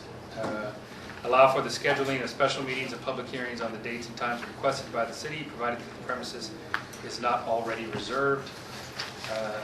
The landlord agrees not to interfere with the tenant's regular scheduled meetings on the premises as long as the tenant is not at default. Both parties agree not to make any physical alterations or improvements without the written approval of the landlord. The tenant agrees to pay the rent, and the landlord agrees, or the agreement to pay rent and the landlord covenants are independent. This is traditional, so if the landlord turns off the air conditioner and doesn't repair it, the tenant still has to pay the $1 rental fee. If attorney's fees, alternative dispute resolution, if there's an issue that arises out of the lease, both parties agree to try to mediate in good faith before any lawsuit. If there is a lawsuit to enforce the lease, the winning party receives attorney's fees. Venue would be in Bexar County where the premises is located if someone were to sue under the lease. The written lease is the entire agreement, so there's no oral promises or any other deals other than this written lease. To amend the lease, it has to be done in writing and signed by both the landlord and the tenant. Any notices that are required or permitted under the lease must be in writing and delivered to the address shown on the lease, the mailing address that we list. Abandoned property, the landlord may assign, destroy, or dispose of any property left on the premises at the end of the term, meaning when the city moves out, we need to take everything with us or it becomes abandoned. And again, there's a 30-day termination notice by either party, and we have a deferred payment option, meaning the city can defer payment for up to 18 months following incorporation, but it's $1 a meeting, so that shouldn't be much of an issue. And then there's 2 signatures. One is the mayor pro tem on this one. The mayor is also a board member of the WPPOA. And it's just the building, right? It's not the rest of it. This is for this, yeah, for just this premise. Just this particular building here, not the pool or any of the other stuff, no. So it's basically a pretty favorable lease to the city. It's $1 a meeting. We just have to insure our property, and we can terminate it within 30 days. And of course, we don't have to utilize it if another venue becomes available. The city can choose to meet elsewhere without any cost. Any questions? So does anybody have a motion to accept the? I would just for a matter of course, since the mayor is a member of the WPPOA, I'd have the mayor pro tem conduct the vote. And since there's 4 members, should there be a tie, then the mayor should abstain and not break the tie on this specific vote. So, Ernest, I don't know if you want to. Yeah, well, call for a motion. I'll make a motion that we entered into this facility use agreement with Waterwood Property Owners Association, Waterwood Park Property Owners Association, with the amendment of the address as stated there at 4451 Hickory Haven Drive. Second motion. We have a second by Mr. Tomasini. Is there any further discussion? All those in favor of entering into this agreement, raise your right hand. Okay, we got unanimous, all right? I will sign the agreement And we will get Mr. Clement as the representative from Waterwood Property, Park Property Owners Association to also sign it. We will execute it today. Okay. Who will be signing? Pardon? Who's going to be signing for the PPO? Mr. Clement, he is the president of the PPO. That's why he's not conducting this. No, not me. Walking?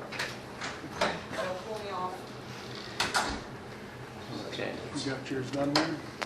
Is that, no, that's not. Yeah, okay. Yeah, we got it there, that's good. I didn't finish the date. 0409, and that's going to be 2015. Moved on.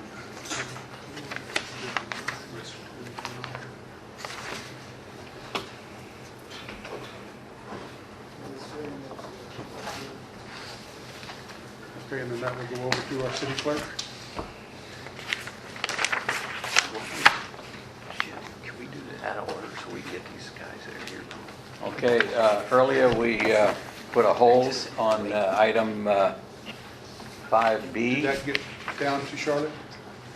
That needs to go to Charlotte, that I just The handed one you. that you just handed you. Oh, I thought you were just giving me another It copy. needs to keep I was going. going to say, what do I need another copy for? Okay.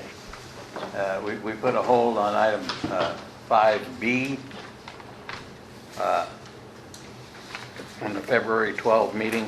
Item 12, discuss additional franchise fees available and collectible by the city and refer application process to the city attorney. Mr. Martinez? Ms. Ball, were you, Nope. I said at the last meeting that I didn't have anything. I think what was discussed was franchise fees for SAW Trash. and Centerpoint Energy, and you and I think Mr. Gay were going to discuss trash. That's what we were looking for. yeah, I have no update. The one, as far as the trash, I think we need to have a public hearing to get some information in from the people, whether or not they want to go with a single. I think we're going to go out for the request for quotes before we even consider. I Think you want to consider that? RFQs. Put some RFQs out for it, yeah. And Yeah, I then we think- decide if it's yeah. feasible. Okay, well, I can write up some RFQs and get it to the major distributors, that's not a problem. And I can email you a sample. Okay, and the other one, as far as SAW, that I think we're going to have the attorney do that one. They're not very Well, they already said they... amenable to talking to us about it.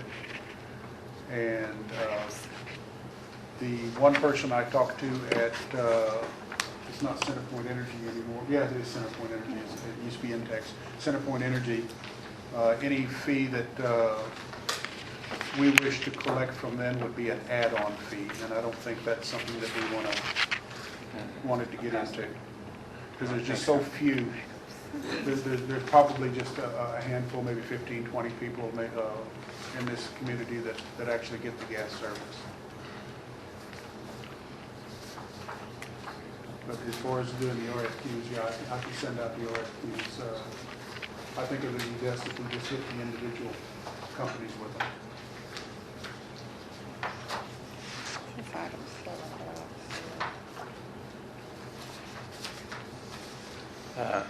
On SAW, has anybody ever talked to Robert Puente? I've not talked to Mr. Puente, but we did talk to Donovan Burton, the executive assistant to Mr. Puente. And they indicated the same thing that they indicated when we first approached them, which is they are no longer offering franchise agreements. Was there a reason that they did that? Was it because they always repair the streets when they come in and tear them up, or what was the? They didn't give me a reason why they ceased doing it, but the fact that there are some in place now, and again, as I mentioned before, I think it seems to be more of a political issue than anything else. So, since some are in place now and they offer it to some communities, typically the policy is an equal playing field for everyone. So even if their decision was to phase them out, I think we might have some leverage to go in and at least get one for the duration of the existing ones. For example, the CPS franchise is a 20 or 25-year contract, pretty long. So, but anyway, so our first communication, if they're no longer offering them, yeah, I think it may be worthwhile to just kind of find out what the context is and at least make that argument if we should be treated like everybody else. And if they're no longer going to renew them, we should at least get a new contract for the duration of the remainder of the existing contracts. But so far, we've been told no twice. We've asked twice and been told no twice. But it can't hurt to ask for their time or try a different avenue to them.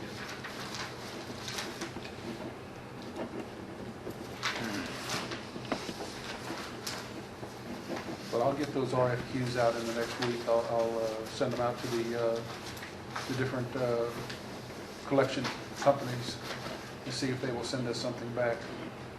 And we'll use the city's address, of course, to have them come back. Do y'all want those to be sealed and not opened until we have or do we want to discuss that in an open forum to let people know what these folks are offering? Yeah. Yeah, okay. Which one you gonna go Well, you've got Tiger, you've got Republic, you've got River City. I've seen Apache out here. Tower Tower Lake, yeah. Probably small. Yeah, they're very small. Yeah. They are good, I'll admit. That's why you. Before I had my dumpster, I used them, yeah. Texas, the one that's in New Braunfels have been this far south. Yeah. Texas Trash, Texas. So there's a lot of them that do come out here. There's 5 or 6 of them that are here. What you may want to do is also categorize it, because there's obviously the standard residential can weekly service. Then there's going to be commercial, which the city you can or not, depends on your option, include commercial. And then you make a decision whether you want to have residential dumpsters or non-commercial dumpsters as well. Yeah, that's something that the council is going to have to take up on there's dumpsters. And then curbside recycling. So Yes. what I'm saying is you could break it down into 4. So they could say it's this much for just residential trash, and this much if we add recycling, and then this much for, and then y'all can pick and choose. So you can Yeah. say we want all 4 services, we just want 3, we want 2, we just Yeah, want we need to find out if they're going to offer us a once or twice a year trash pickup or bulk pickup type thing. Right. That's something that we really need in this community, because just driving around, there's several people that have decided that we must already have that available, because they are definitely putting some of this stuff out where it is extremely unsightly, to say the least. and there's brush, and then there's some, though fewer and fewer, offer hazmat, which is like Yeah. paint, tires, that type of thing. Like an annual. Right. Well, yeah, no, even if it was once a year, it would be better than what we've got now. Yeah. So, okay. Take care of that. I'll take care of that, yes, sir. And hopefully, give us an update next meeting. All If you get them out soon. I will get them out within a week. Ask Yeah. for a reply within 3 days. Yes, I'll ask for a reply before our next meeting. I'll have it included on the date for our next meeting, to make sure that they reply by then. Is that okay with you, Mr. Mayor? That's just fine. So there's no action on this one? I mean, we're not voting on it, no action? No. Okay.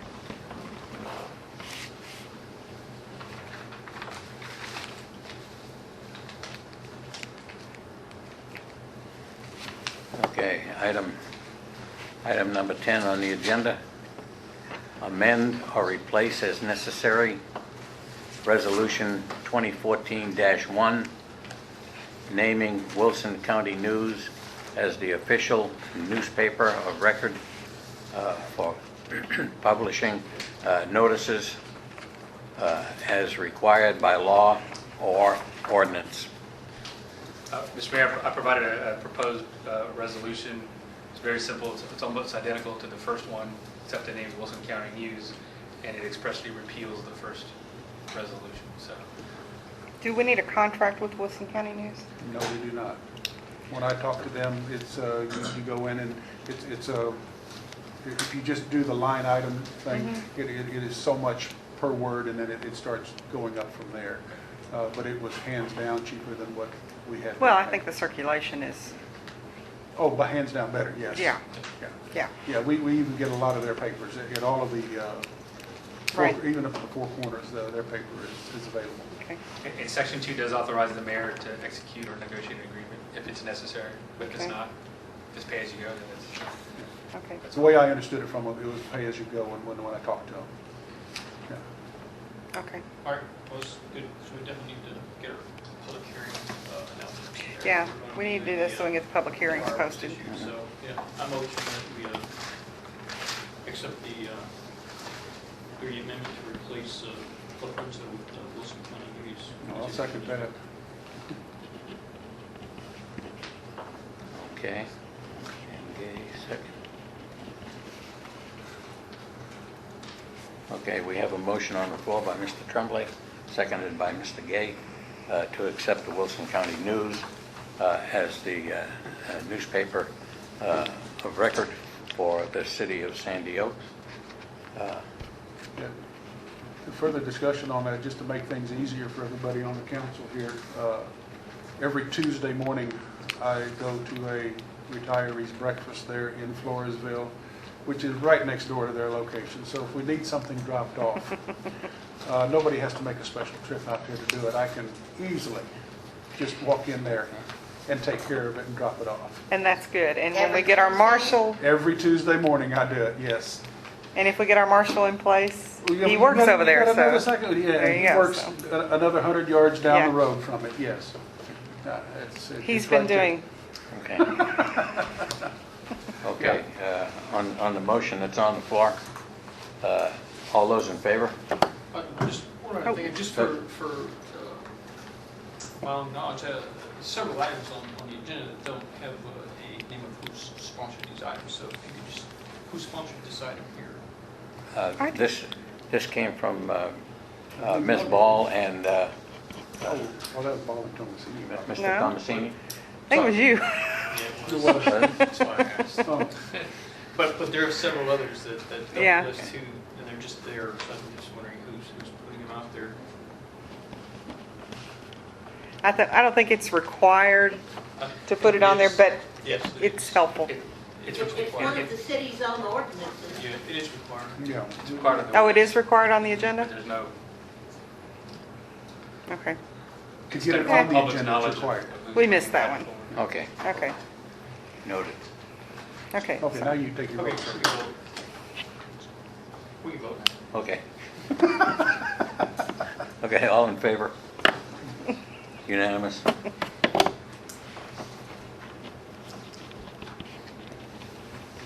Okay, item number 11 on the agenda. Whew. Let me see if I can read this one. Discuss and consider a resolution to include the budget report for the city of Sandy Oaks, Texas on the agenda for each monthly regular scheduled city council meeting. The budget report will begin being placed on the agenda the month following the approval of this resolution. The budget report will include the starting balance for the previous month, expenses for the previous month, expenses paid the previous month, receipt of any monies the previous month, all deferred payments, accrued expenses the previous month, and the ending balance for the previous month. This was submitted by Thomasini and Ball.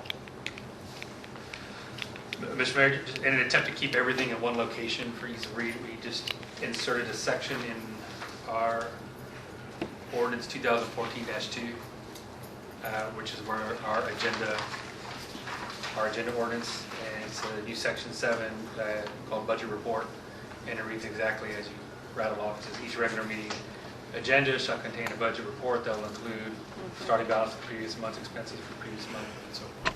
Perfect.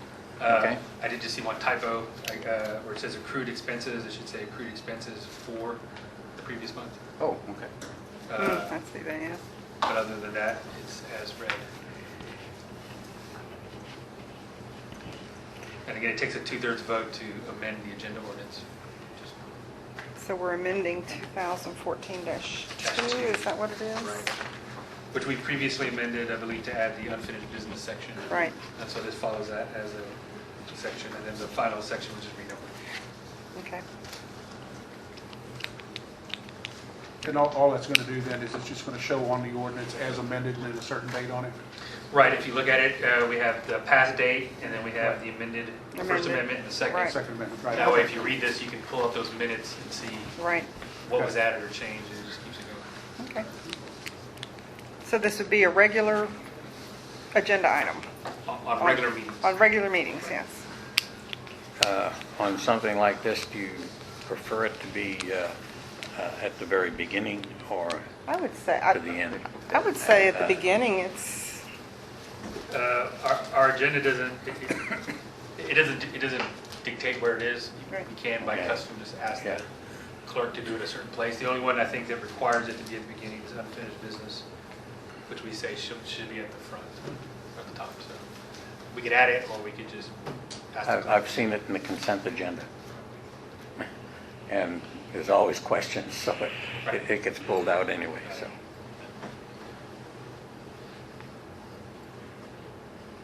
Okay. Does anybody have any more discussion? I'll make a motion that we approve the amendment to Resolution 2014-2, which adding the budget report as stated in the revised resolution. Okay. Ms. Ball has made a motion to amend the 2014-2. Accept the amended. Accept, okay. It's already amended. Okay. Is there a, you made the motion. I made the motion to accept the amended resolution. Yeah. Who, anybody second? Well, I'll say. Okay. That's what we were waiting on. He's got your name on it, we don't gotta let you check. Right. Well, I mean, it Okay. doesn't have to be me. All those in favor? Unanimous.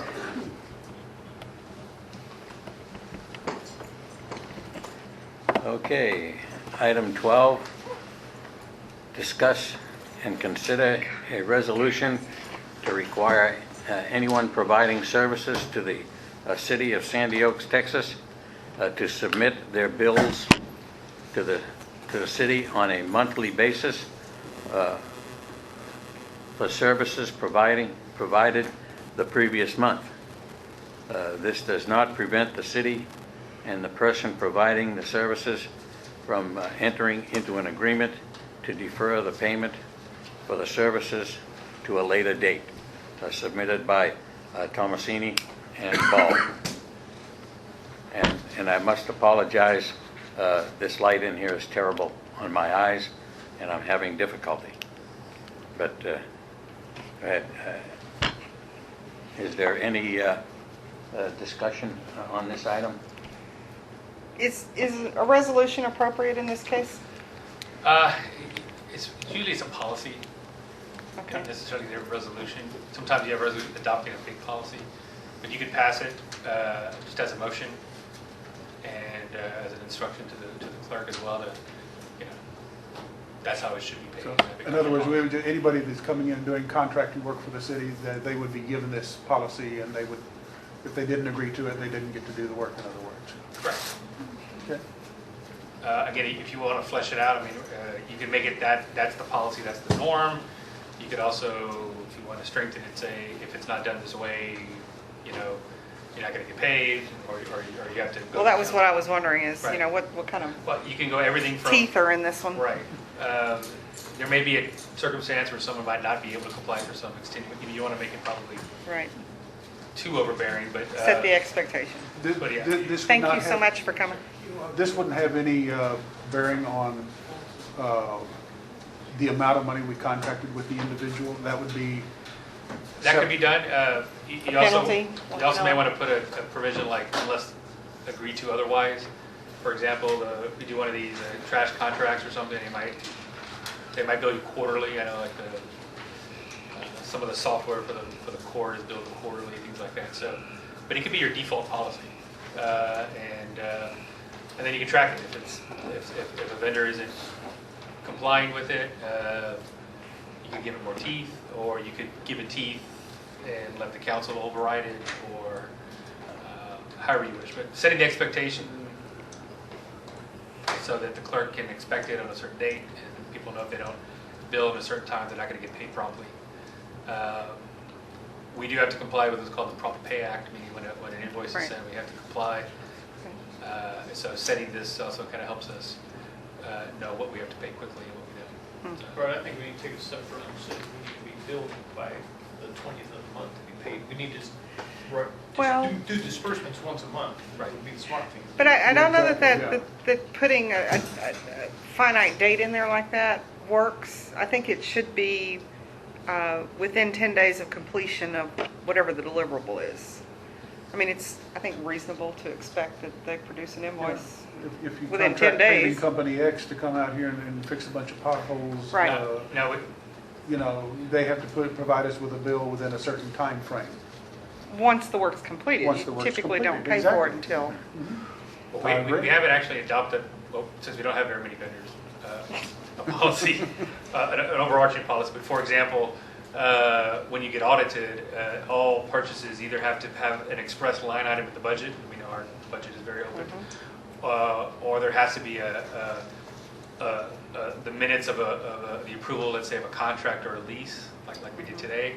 Or we need to do something like, or you need to have a purchase order and have those approved by the council. So as we evolve or as you go down in time, you're going to have a more delineated line item on your budget. So there may be things that you're going to have, such as, let's say, a software vendor we subscribe to. So that's a line item in the budget. When that's approved, the clerk is already pre-approved to pay it. So just knowing that if this may be the beginning of a larger, or which is very standard, having a purchase order policy and all of that, so that this is how people can expect to get paid and under what circumstances. well, Doug, I'm wondering if we should change that to, well, I'm just thinking that maybe we should address it from a policy perspective as opposed to a resolution and have it as part of the bigger, it was his. And you have a difference between goods and services. Right. And there's ongoing services, and then there's, Right. so it gets somewhat complex. But if you want to take action today, you can make a simple motion that says, as a general rule, and frankly, I think the only one this applies to is me at the moment. The city attorney's the only one who has an ongoing invoice, and perhaps the Wilson County News, Right. that those come in, within so many weeks of the end of the month. I believe Wilson County's going to require payment up front to do theirs. You may want to Unless ask. we get a contract with them, yeah. Right. Now, what you may want to have that discussion when you walk into is for our publication, the clerk has to keep a affidavit of publication. So when we have an official official notice, you actually get a little clipping, and the publisher will sign it and give it to the clerk. And so usually it's paid upon the delivery of the certificate of publication. Well, would this be a good place to start? We can always change it later. You can always Right, change it. Like I that's said, what I was right now, thinking. there's only two people that are invoicing the city Right. on any kind of a given basis. And so, again, it's just a simple resolution or a simple motion that says we want monthly invoices so that they can be considered at the subsequent meeting. And then we can put that on our agenda to do a more robust purchasing policy, which you definitely want to have. Especially when it comes to the purchase order policy and making sure that one person doesn't have the authority to purchase or order through purchase order. So for example, the marshals may want to order something, but you probably want to make sure that someone outside of the marshal's office, whether it's the mayor pro tem, or the clerk, also signs off on it to verify that there's funds and it's been approved by council and those types of things. So, but the only thing we could pass today is what's on the agenda. Right. So we're welcome to make a simple motion. Or we could, Or we can bring back a more robust one. And, that's what I'm I wondering. mean, you can simply is call postpone it. our name and and call them, we'll get copies of the re- ones that people use and Yeah, start with that. it's up to you, whatever you think It's is. fine with me. Well, it's I your Well, agenda I item. was just trying to get something No, I started so understand. that we can, because that way Right. we can do our budget, Right, because if we don't know what our outstanding bills are, then it's going to be hard to do that. Yeah, That's well, what I there, I got an email from Mr. Gutierrez the other day, so they're looking for something from us. So we need to, who is? Who is? Mr. Gutierrez, he works for USD. Oh, that one, okay. What is he looking for? He's looking for the tax rate, Oh, and they're also looking for exemptions. That's a different discussion Yeah. from Yeah. what we're having right now. Oh, yes. That's a special meeting all itself.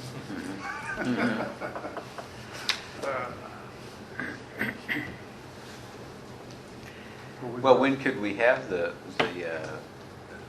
I guess, what you call it, the robust, more?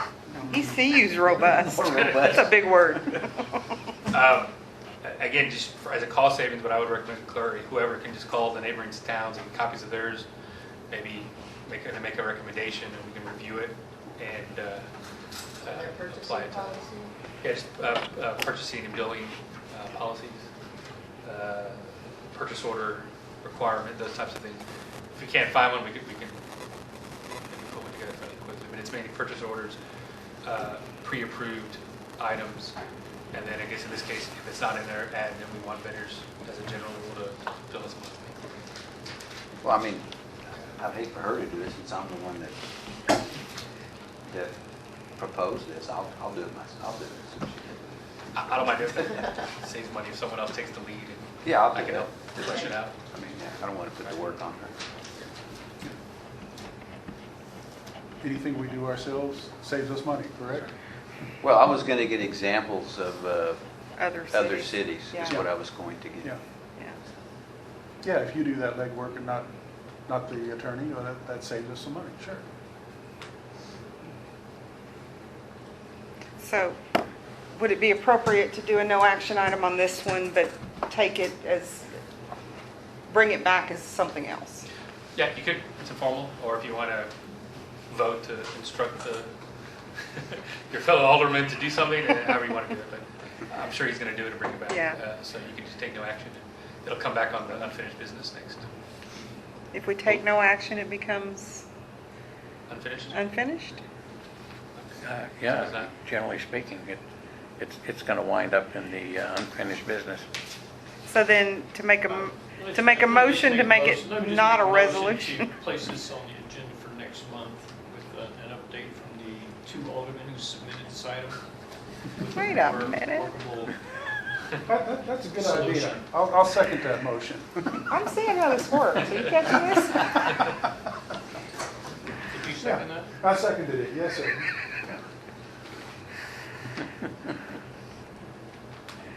If we have a tie, guess who breaks it? Okay, we have a motion on the floor to place this on the agenda for the next regular meeting of the city council from Mr. Tremblay, seconded by Mr. Gay. All those in favor? Unanimous? I didn't even think about getting copies of other people's. We learn as we go. Item number We learn as we 13. go. That's one of the benefits of this, is being able to bounce ideas. Oh, yeah, you're right. Number 13, discuss and consider issuing a permit. This is a change for me, so I got down here, issuing a permit to build 2 4-apartment units in the location that was previously considered for an auto repair facility. Mr. Hector Guajardo, owner, requests time to make his presentation to the city council. Mr. Guajardo. Yes, sir. My name is Hector Guajardo, and the address that I want to build the 8 apartments is in 3700 Waterwood Pass, the last commercial property close to the residential. And I would like to show my plans and get blessed with you agree. I just have one question before we start. Just a question for the attorney, being the property is deeded as commercial. We're putting apartments on it, change the restriction. Changes it. Right. Well, the city's land use regulations don't take into account any of the deed restrictions.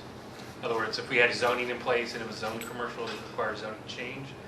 So the city could authorize it if it has a deed restriction to be commercial only. That's the property owners who could sue to enforce that.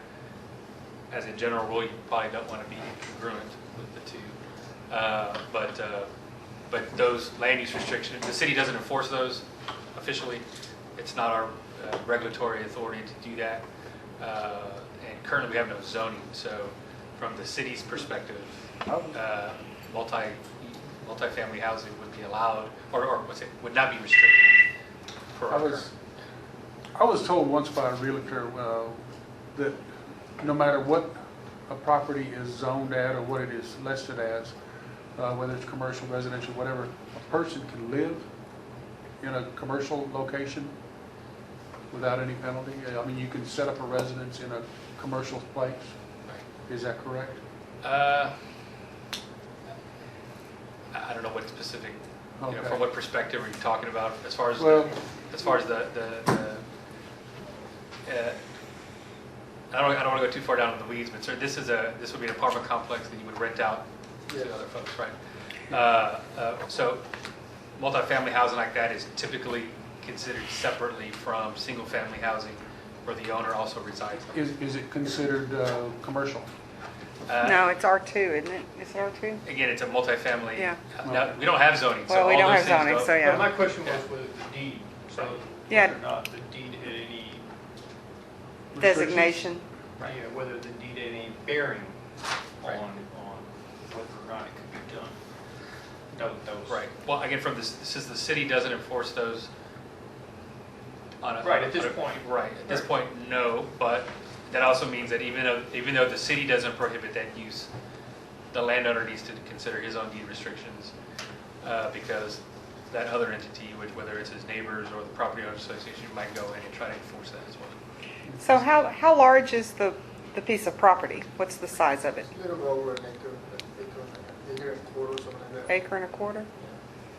Now, is what you're proposing buildings, or is this It's one building.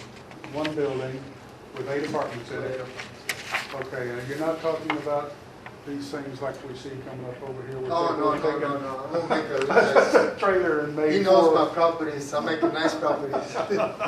Okay. Let's see your plans in. by all Yeah, I'm means. enjoying myself, Sorry, I haven't very much time because I work like 100 hours a week. Regardless of your feelings about what goes on that property, if you want to see the quality of the houses that This is the he building does gonna put be, down, this is a setback. I'm concerned about commercial property too. This is my But property line. he puts in pretty good And I stuff. set the building 30 feet from my property line back, setback. Actually, you only go 6 feet. I said multiple way. Right. In case an expansion or whatever, I don't want to be in the way. What is the footprint of the building? What's the size? The square? 113 by 88. 113 by No, 88? 55. Oh, 55 by 113. How many Total is stories? 2 stories. 2 stories. The square foot is 7,000. 2 stories means 8 foot ceilings on the? 8-foot ceiling, yeah. 100 square foot or unit? How many square feet for each apartment? But 1,200. Oh, okay, I missed a zero. They're 3-bedroom. That makes a big difference. They're big, I mean, they're nice. I already built some. So how many, what, are they 3-bedroom, 2-bedroom? 3-bedroom, 2 baths. Okay, and your expectation for occupancy is how many people per unit? I say 5 total. So 5 times 8 units, that's 40. What size septic tank would you need to put in to support The that? support is, this one, I have in my permits for the septic, because in the beginning, before my engineer come over here the other day and talk to you about auto part, some repair stuff over there. But I always tell to him, for the actual engineering, to do with all the septic, he maximize the septic tanks and the whole system for a 16-room hotel, a restaurant, barbershop, and everything under all this drawings. So I have like 3,500, almost 4,000 gallon septic tank with 1,000 feet lateral lines. On the square, I mean, talking about square foot on lateral line. Right. So, okay, so now we have the building, and you have to have an allowance for a septic field, and then you need to have parking. Yes. Well, if you look at his drawing here, you'll see the building Yeah. is considerably less than the lot. If that is, that is the size of the lot in respect there. Yeah, this is all scaled out and 8 of an inch. So here's your easement up here, Is this all the easement right here? and this is your building. Yes. This is gonna be the trash can right here. Uh-huh. And this is like the storage, you know, the utility, whatever you want to put in there. Since you don't have any, All that towards the other side of the page, Yeah, this that's where your all- septic would go then. yeah, But septic you have goes to right have, here. you have to have parking for these people. Yeah. Okay. And the easement, as long as you don't build nothing on it, you can use the parking. If you want to, on the easement. So are you gonna park on the Waterwood side? No. You're telling me you're gonna put covered parking Yeah, I'm gonna put covered parking. on? But just like, not like For, storage, you know. No. right, just a carport. Yeah, just a little. But can little you do covered. that on an easement? Excuse me? You can do that on an easement? Yeah, once you don't build like something, a building on the easement, just something accessible to anybody, you can do it. Plus, also I can park just normal cars right here, and I can do a parking lot right here. See, let me show you the septic lined up. How big was the septic tank that they were talking about putting in there? How many He gallons? said 4,000 Almost gallons. 4,000. 4,000, okay. 4,000? No, mira. It's 4,000? 4,000 gallons. 1,500 plus We have 1,000, to for that many people. so it's 2,500 plus 1,250. Not quite 4,000. Well, and I got another 1,000 gallons in case I want to put a little fast food or whatever in the corner for a use back. It's a lot. The Veda Partners, he's going to be pumping that a lot. Well, are you putting that system there with the sprinklers? No, You're not doing the anaerobic. Oh, yeah. no, we're going to do, it's already proven that all this stuff. But it wasn't that time, it was proved by the state, you know, county, all these permits. But I don't have the blueprints at that time for Right. showing to. So, And this is all the laterals right here, see? so you've already had them draw up the, Yeah, They've already everything. drawn See, it's up already everything. been sealed and everything. This permit's right here. what is this, fast food restaurant, Yeah, I barbershop? wasn't that time I was gonna do, but right now I just wanna do like this one. This is a lot of money doing all this stuff at once. And Well, I wanna see first, and the other commercial property, like this, a lot of property, see what else business gonna put before I can spend other stuff, you know, I don't wanna, if you put another restaurant, the other business, why put another restaurant myself, you know? Now, I know one thing we haven't talked about, and honestly, I forget who brought it up, the International Fire Code that we adopted. we haven't really addressed any multi-tenant type properties. In the fire code, does anybody know, does it require sprinkler Sprinklers? systems? Because I know that's a big issue, especially with I that. know in high-rise buildings it does. You know, like the high-rises they use for the Right. elderly. Well, I know because that Yeah, senior center that but whether or not a regular two-story apartment complex, I don't know. I'm wondering if the You know, international, Family Dollar is putting into, does he have sprinklers? I don't- Or is that required one? probably because it's a commercial enterprise. I would want to check on that. I'd want to make sure. Have you accounted for a sprinkler system in No, I was accounting for just fire extinguishers in apartments. fire And a extinguishers? smoke alarm. Something like a hotel would have a fire extinguisher every so. Yeah, like see, this apartment is gonna have 2 patios, 3 exit doors, Okay. downstairs and upstairs, you know. It's 2 patios, one on the back and one on the front. Okay. And I'm gonna put some fire extinguishers accessible to all exits, you know, and the smoke alarms, I'm gonna close, electrical smoke alarms, and batteries. I'm pleased that you're not wanting to put those ugly trailers up there. That's- Because sprinkler systems is a highly product and very sensitive too. Any kid can turn them off, Right. and you turn off the whole Right, apartments right, and water. You know, it's Well, if you have more, if excuse me, man. No, okay. If you're made me to do the sprinkler system, I might just won't not do nothing. It's Well, cost me wait, too but- much money to do shut up on the thing. What I'm concerned with is this is kind of, at least for me, outside my scope of expertise. I don't know enough about this. So my recommendation would be Because I thought whatever the county regulations are, Okay. or the city regulations, whichever ones, that whatever those are, that's what we as a city follow as a guideline. And I talked to the fire marshal. I talked to him To before the I come county to fire you. marshal? Yes. Yeah? The chief. Uh-huh. And he told me, if you're in city of San Antonio, it no matter what side apartments, now the new code is sprinkler system. Oh, really? Okay. But He not said in the county? County too. Oh, in the county. Yeah. But now, since it's a private city, it's on the council to decide if you want to or not. Yeah, I know, but that's what I'm Because saying. I'm not going to go out there and do nothing. What we probably want to, I know I don't have an expertise on the building code. Right.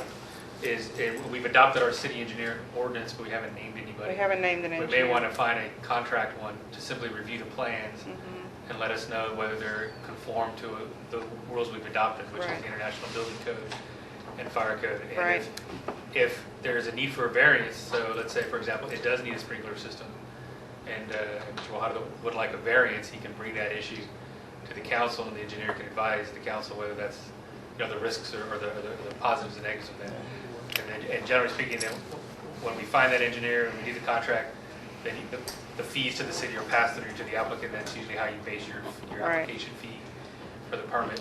But unfortunately, you're the experiment because you're the first coming through here. We don't have Right. a complaint. Yeah, I mean, I don't understand, and it's Yeah. like you say, But that's generally how we would do it, and that way, in the future, let's say somebody has plans, they can pay the permit fee, goes straight to the engineer, and at the council meeting, the applicant can present, and then the engineer can give a recommendation and say, it's fine, or this is what's wrong. They can answer all those questions we have.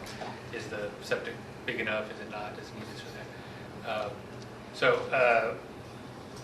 So if there is a requirement for a sprinkler system, he doesn't want to do a sprinkler system, but he requests a variance, the variance could in fact relieve the city of any liability and basically put liability on you in the event something would happen.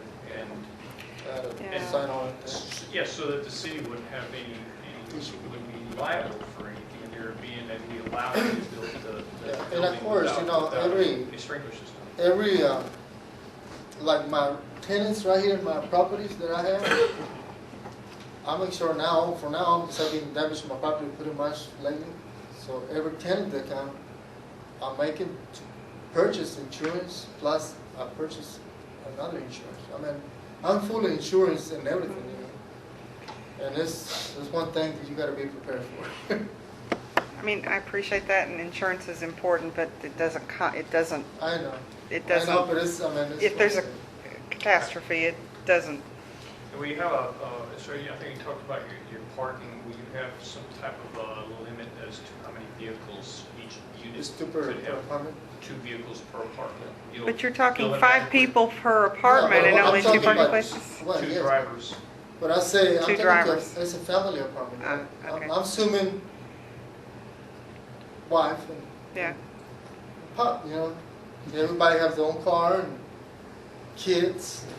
I mean, So we're not talking oil field Well, With that truck doesn't parking? mean- That doesn't mean he would exclude them if they came in and paid him the money for the apartment, though.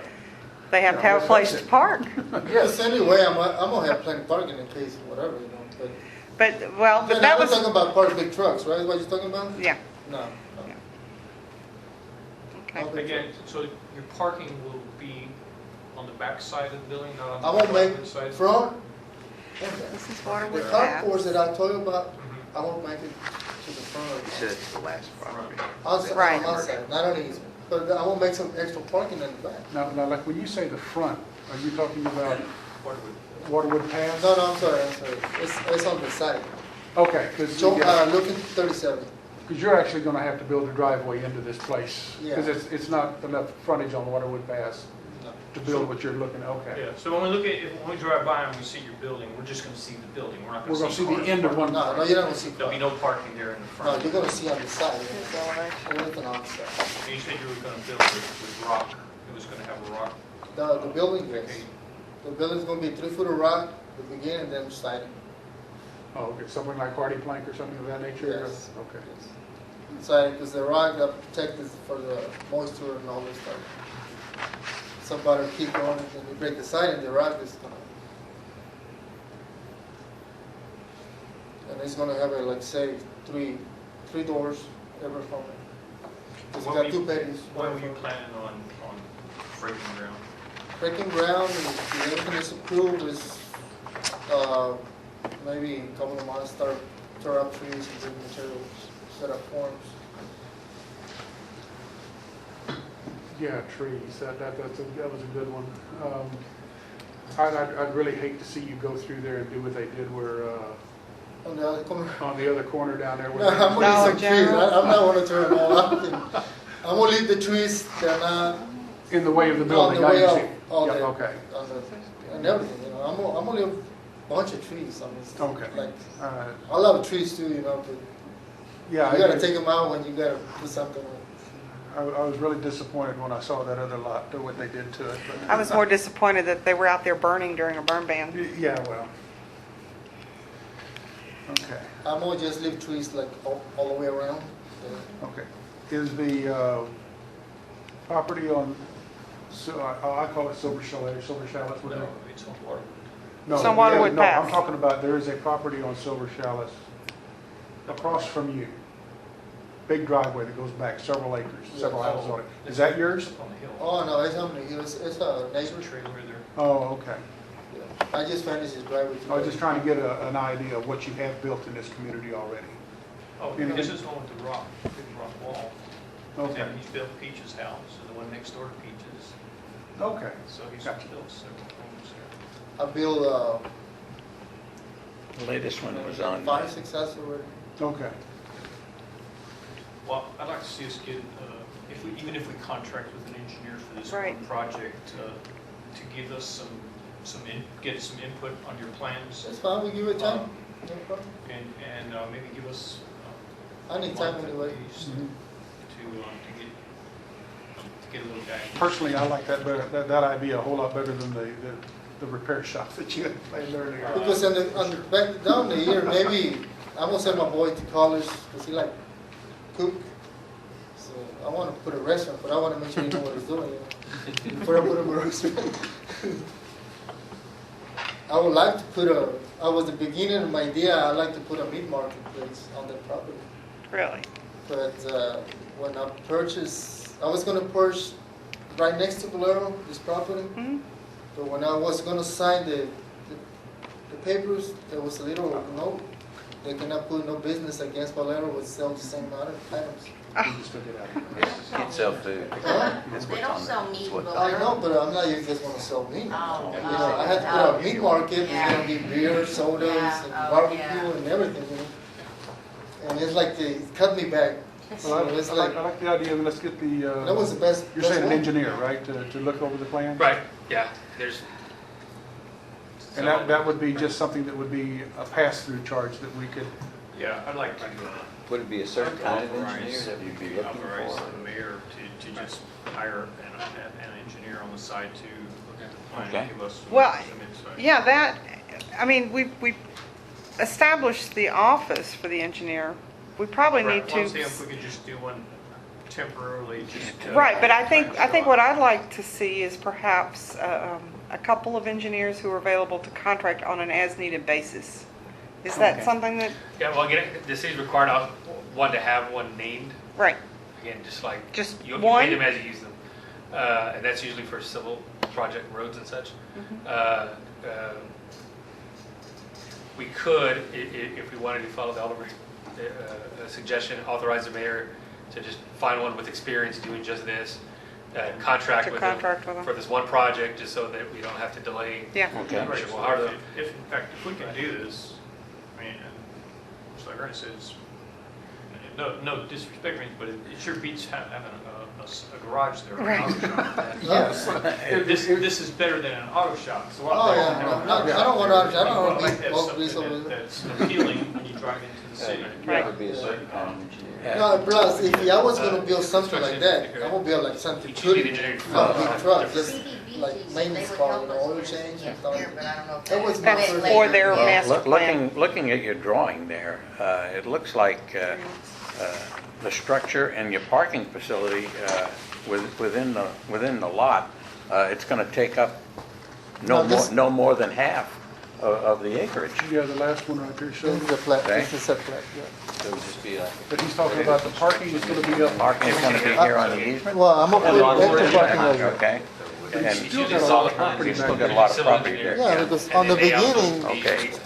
on the beginning, they told me this, Contract with one they told me, construction engineer. when I was doing my septic, Make sure it's great, engineering, septic is all there. And then the other they one set will be up structure. for a 16-room hotel. I was, my beginning It's idea, usually like put a hotel in there. versus- Oh, okay, just not. You know, and a restaurant and a barber shop. And like you're saying, you already drawing, the engineer drawing, so we can get a permit for the septic. Okay. Oh, I see, you were gonna have stuff here and then more along the side. No, this is lateral for the septic. Oh, that's the laterals, Yeah. okay. This is the septic tank right here, see? And this is septic tank right here. There'll be two sets of septic tanks. Hector, you can, if you could give me an extra set of these Yeah. or whatever. I'll get and, you some, Because if I'm going to go looking for an engineer, I'm gonna get some I'm copies. going to, You gotta go to Home Office Depot to make yeah, the Right. copies. okay, I want to be able to put something down in front of somebody so Right. that they can look at it. And I can tell you, back in the 50s, I lived in a I wanna see- 10-story apartment I building. want to see that. I We want to had- see that. I was gonna do that restaurant, Yeah. and that, you know, when he told me that I cannot put no meat market, he said, well, I had to put something else. I don't allow to have an empty property and pay and only no make no money. It's So ridiculous. this here is the actual Lot. property? Yes. Okay.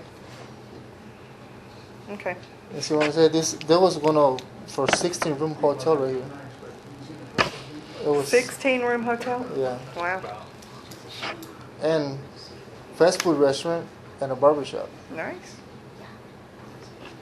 And this is lateral line? Laterals, and this is set of septic tank. This is set of septic tanks. Wow. How deep are those? I mean, How big? Well, It's right here. It's just this septic is 2,400 gallons, plus 1,000 and 250 more. okay. Okay, that goes, you got your phone. Yes, and I was the septic is maximized for a lot of places. Right. Because that's why I told you, don't give me no little septic. I want to Right. bigger as you can do it. You know? Can you provide a copy of your plans? Yes, I'm gonna go to all the people and get some blueprints. Okay. Yeah, get me some blue lines or whatever, and Yeah. we'll, By the time when I bring it to you, I'm we'll get gonna one know an inch. specific everything. They're gonna have on it, you know, like. Okay, yeah. Okay. You want, you'd be interested in having at least 2 names for a temp? Well, I was just thinking that, I mean, if you can find an engineer that can do that, that'd be great. Yeah. Oh. I've Because we need I've to- had a couple of them chasing me down. Well, good. Yeah. There you go. So, Let them catch you. Yeah, slow down. Quit running so fast, let me catch you. So we would need a motion to give the mayor that authorization. Okay, so, but we're not going to issue the permit, so then I'm going to make a motion that we not issue a permit, but instead ask the mayor to find an engineer who would be willing to review and consult on the plans provided by Mr. Guajardo. Is that right? Okay.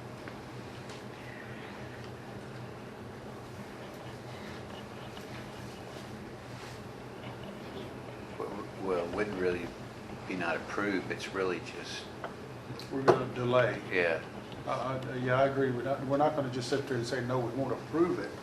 Did I say that? Yeah, no. Oh, well, I meant as far as the way this Yeah, item we is know what written you on the meant. We know what you agenda. meant, yes. Well, then I'm going to say it the way I really want it. Yeah, we don't wanna come back later and say, oh, we're gonna change our mind and now approve it. You know? No. I meant as far, we're not going to approve issuing a permit, is what Today. I said. Oh, I see where you're at, okay. You may want to phrase it so like, To delay. in order to Issue. consider issuing the permit, we have to authorize the mayor to do so that There you go.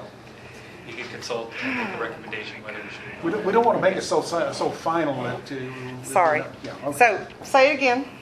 That you make a motion that to authorize the mayor to contract with a engineer to review and consult on the permit application for the purpose of Makes my head advising hurt. the council.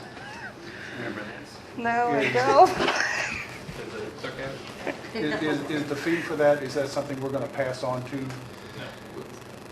We would, but I think it's in our interest. It's in our interest to do this. Okay. it's not on the agenda to actually set a fee, and we have to post it in the paper. But when the consultant comes back, and I would refer with Mr. Guajardo, because if the cost is going to be, know that the council is more than likely going to pass the cost on to you as the applicant. But at the next meeting, we'll put on there establishing the permit fee, put it in the master fee schedule, and then the application can come in and we can approve it with the fee and all. And I would like to be present when the engineer comes, so we can. Sure. Sure. You can notify him, Yeah. right? Yeah, okay. That way we can. Right. Well, the engineer will say yes, no, but more than likely yes with maybe some. Are you scheduled to be on the road? No, it's no big deal. I'm Okay. not. Okay. Cell I phone- can, cell I phone can rings close anywhere. the well from the oil and say, I'm not looking to. Cell phone rings anywhere, right? Okay, so, 100 hours a week. Okay. all right, so here, I think let's see if this works.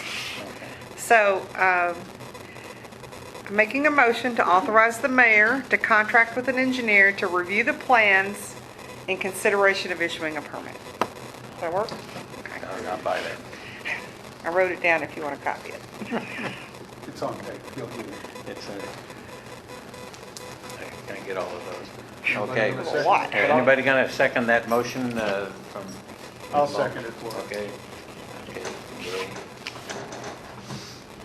Okay, we have a motion on the floor from Ms. Ball for the mayor to find an engineer and to, we don't have to Check put the that. plans. Just to check the plans, yeah. Mhm. To see if they comply. To review the plans. Review the plans and see if, well, he's probably tuned into the city, but, okay. And seconded by Mr. Gay. All those in favor? Unanimous?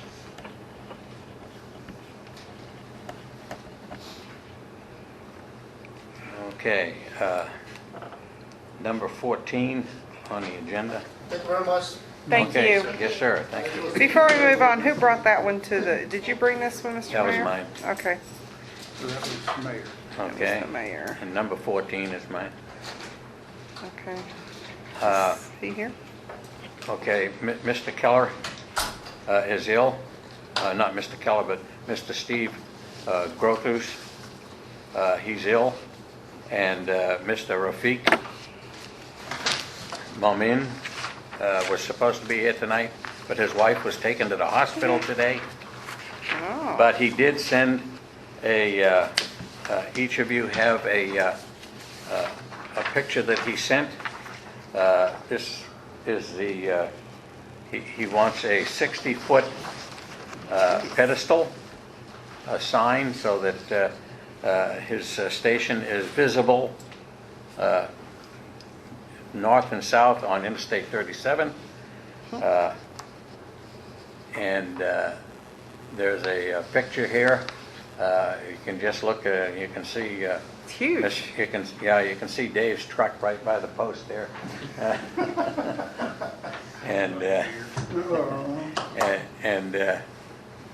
It looks quite tall. The only thing I asked him about was that square sign on the top, how much wind loading would that Right. have? But looking at the size of the pipe that's going in the ground, this is understanding not the engineering drawing on this thing as to what the base of this thing is going to look like that's in the ground to help support it and to keep it from waving in the breeze. But it is approved by Valero. Where do they want to place it? That's the drawing I want to see. I do believe it's going to be, you know where the gas trucks come in to fill up? And there's little parking areas in there. So it'd be on his property? It's going to be on, it has to be on his property, yeah.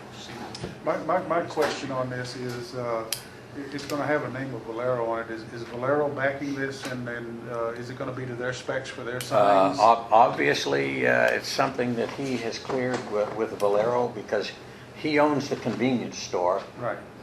He contracts the gas. And he contracts the gas, right. What's to say that a year from now he's contracting with Mobil? Are they going to change the sign? Probably when we look at the Conoco down there. Sure, they probably I've want to. seen Mobil and Exxon and all kinds of things down there. They change every 6 months, I think. But An expensive proposition, but it's his money. the only thing that, other than the fact that he might feel it's going to be good for him, there might be some residual help to us here. For bringing people in? For bringing people in. I mean, you put a 60-foot sign up there, and somebody might see it and they say, well, there's a gas station right there. Maybe we can put something else right next to it. Do you know by chance if him adding a sign like this increases the property value on this piece of property? Yes, it does, I would Yeah, imagine. sure, yeah. Okay, because it's probably unlikely you could put a sign that tall. It's an It's improvement. So that would be taxed then? 60 foot. It'd have to be big Yeah. for everybody to see it. I know. Thank you for asking us to tell him to build your sign. Okay. I've seen it make improvements. I mean, you can't tell from one side to the other, but I've seen, and I've seen the lamps go out, and you can tell in the sales tax revenues, hey, your lamp's out. Because at night, people can't see it. Well, I mean, my biggest concern is the placement, because that lot, that parking anyway it's not adequate. It's Well, very, he's saying he's gonna put it behind the building. okay, well, because somebody running into it Yeah, concerns me. he did mention that he was going to do something behind the building because he bought the property all the way up to the first residential lot. Oh, he did? That That's what picnic area thing he bought? Yeah, that's what he told me. It still has for sale on it, I think. Yeah. Ooh, did not We know should that. ask him to donate the marquee to the city. yeah, that's exactly right. There's an idea. He doesn't need it. Yeah. Yeah, you Nice might tear it thing. down. Yeah. We'll move it. Yeah. Okay, well, I think my tractor could. Yeah, because he came forward once before. He wanted to put in a little, like, he called it an overnighter RV park. No. And I kind of talked him out of that. I says, look, I said, I don't have a vote. I says, but I know 5 people that aren't going to go for that. So he backed off. I told him to go over to Jack's. At that time, I didn't know that Jack himself had passed on. But because if you go behind Jack's store, he's got all the trenches and everything with the pipes in the ground. He was going to put a 5-acre RV park back there. Do you know, are they going to have any, are they going to change their hours? Or are the pumps 24/7? You know, I'm not Pumps sure. are on. I see people pumping gas when I go through there. Okay. All night long. Okay, because I know the store closes at, I think, 11. Is it The that pumps are- late? Yeah, I think it's Okay. 11. Get your credit card. and I don't take buy it. gas there. So we just make a motion for the, or you to approve this or not approve it or what? Yeah, I make a motion, we approve his request, the request to put up his sign. Okay, Mr. Tremblay. Thank him for requesting our approval. Yeah, actually, he Property could is signed. have done it without him. I'm sure he could have. So what's your motion? Motion to approve Mr. Grothu's request from Taylor Signs to erect their sign at the door. Okay. Do we have a second to the motion? I'll second. Okay.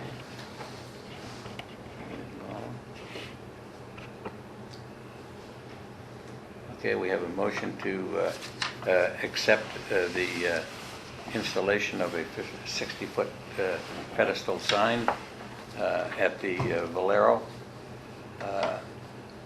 Ms. Ball, second. All those in favor? Unanimous?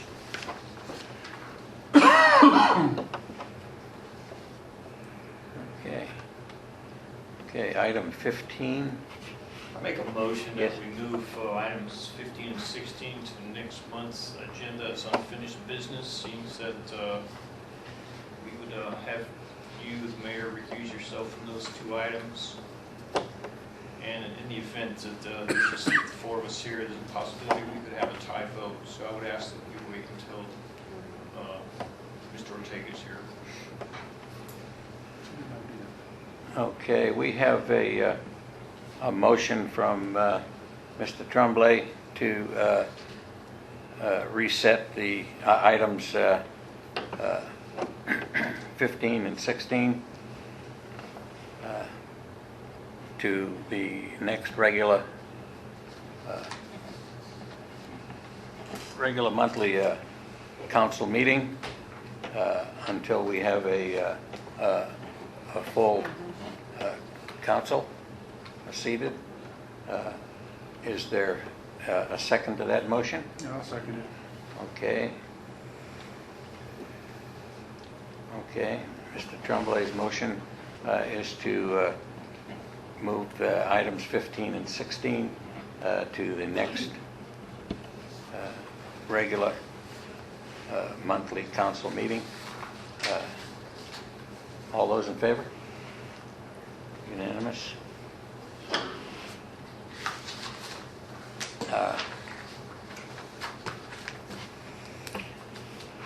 And I almost forgot this one.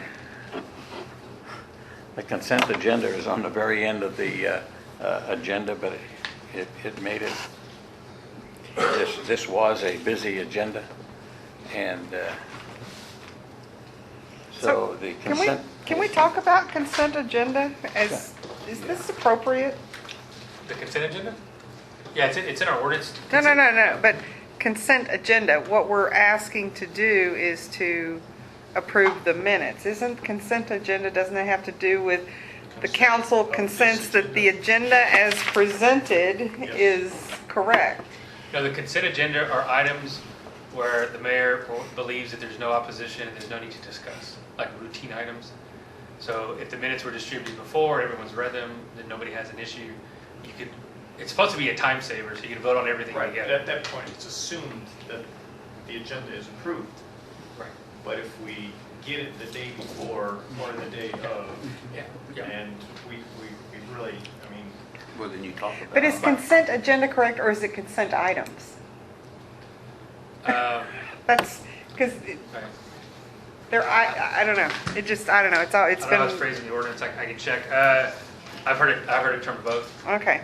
If you haven't had time to review it, or you do have a question on the motion of one alderman, it's pulled, and Right. we have a full discussion. Right. Jackie, so if I wanted to change, we walk in and consent to, I write out the pledge after the budget report, and I want to change or amend an item on the agenda, that's the time to do it. Correct. And you would announce it, you would say, for example, Mr. Mayor, I'd like to pull consent item number one. You're correct in the instance that, yes, consent agenda is, we're consenting to the agenda being presented. That's what I was Not the thinking. minutes from, surely we're approving minutes from the last meetings or whatever's listed, but that's not consent agenda. Consent agenda is we're consenting to. That the agenda is correct is, that's kind of what I'm thinking. I don't quite understand what you're asking, but the consent agenda is a list of items. It could be minutes, it could be approval of an invoice, approval of a contract, appointments, that kind of thing. And the premise is everyone's had time to review them. No one's called the mayor and said, I have an issue with anything. And so it's generally, to save time, you vote on them all at one time, so we don't have to consider each item. Right. It should be placed at the beginning. It should be placed, per ordinance, should be placed. Okay. This place, yeah. And again, if you have an issue with any item or even want to have a clarification question, you can announce it, it's pulled. Generally, then you vote on all the remaining items, and then you consider each item. Be it the agenda or any minutes or ordinances that were presented to us prior to. Right. At that time. Right. Got it. Amendment, Okay. Anything. Okay. Okay, so, So in other words, we're going to be approving all of this at one time unless somebody has an objection. Right. And the motion is simply, I move that we approve all items on the consent agenda. Second, you can vote on it. That's all you need. Well, that would be a time saver. You should fix the date first. March 14th, it should be 2015, not 2915. mine says 2015. Mine says 2915. No, mine says 2915, thank you. Oh. That's that 0 and the 9. Believe it or not. Well, the one I got from Charlotte is 2015. Item 17? Oh, item 17. Oh, on the agenda. Yes. Yes. Oh, that is a definite typo. I thought you meant on the minutes. Actually, on the minutes, it's written correctly. Thank you. It's only 900 years. We'll get there. Yeah, there you go, we'll get there. Well, on the, are we ready? So Okay, there was an are we- agreement, somebody can make a motion. Are we approve ready all the to items on the motion consent for the? agenda. Yeah, I No. make a motion that we approve the consent agenda. No, and I won't. I have questions, so I want to pull the first one. Uh-oh. For the, And the motion would be then to approve all items except the first one. Well, I haven't, Or the okay, other. okay. Well, on item 5C, we did not put in the minutes that that the ordinances, any of the ordinances and safety regulations that we pass, they're effective on the date published. That's not in the minutes, which I think it should be. And that's on which date? It's item 5C on the 14th. I would think any ordinance that we pass would be effective the date is signed unless otherwise. Well, no, we stated in the specifically ordinance. talked about But this. unless it's specifically stated in the ordinance that this ordinance becomes effective, Well, as a matter of law, any ordinance that prescribes a fine Mhm. is effective the date of publication. If there is no fine, then it's, usually there's an effective clause in the ordinance that'll say effective signed or pass approved and effective this day. If it's not, then it's the day it's signed as a fallback. But you're more than welcome to put it in the minutes to reflect that. So- There's nothing wrong with that either. Okay, well, that was the only thing I had. Right. So any ordinance with a fine Right, with a penalty, with a penalty. Let's call it penalty. The date it's approved. No, it. No. it go- Published.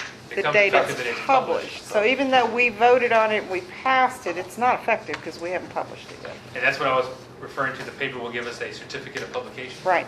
So if someone were to challenge that in court, the clerk would produce a certificate of publication to prove the date it Okay. went into effect.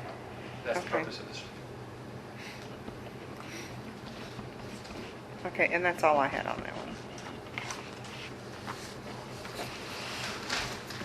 Then you could make a motion to approve the minutes with the amendments. There's no objection. Okay. Then I make a motion that we approve item 17A, which is the minutes from the special meeting on March 14. Are we amending anything? As amended, yeah. Yes. There's no objection, the clerk will just put effective upon publication. Okay, yes, with the clerk adding effective upon publication.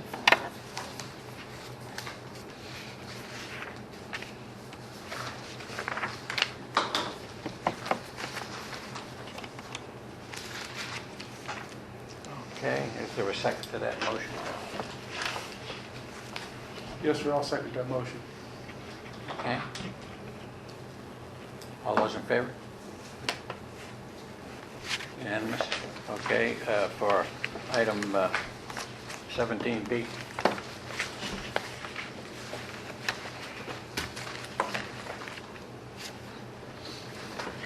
I'll make a motion we accept the minutes for March 21st, 2015. Okay, we have a motion from Mr. Gay to approve the minutes from the 21st of March. Do we have a second?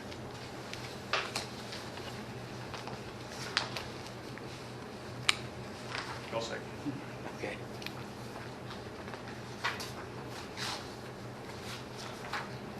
Okay. We have a motion from Mr. Gay, seconded by Mr. Tremblay, to accept 17B, the minutes of March 21st, 2015. All those in favor? Unanimous.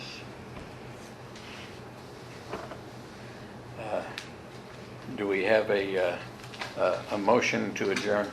Also moved. Mr. Gay? I'll second that. Long.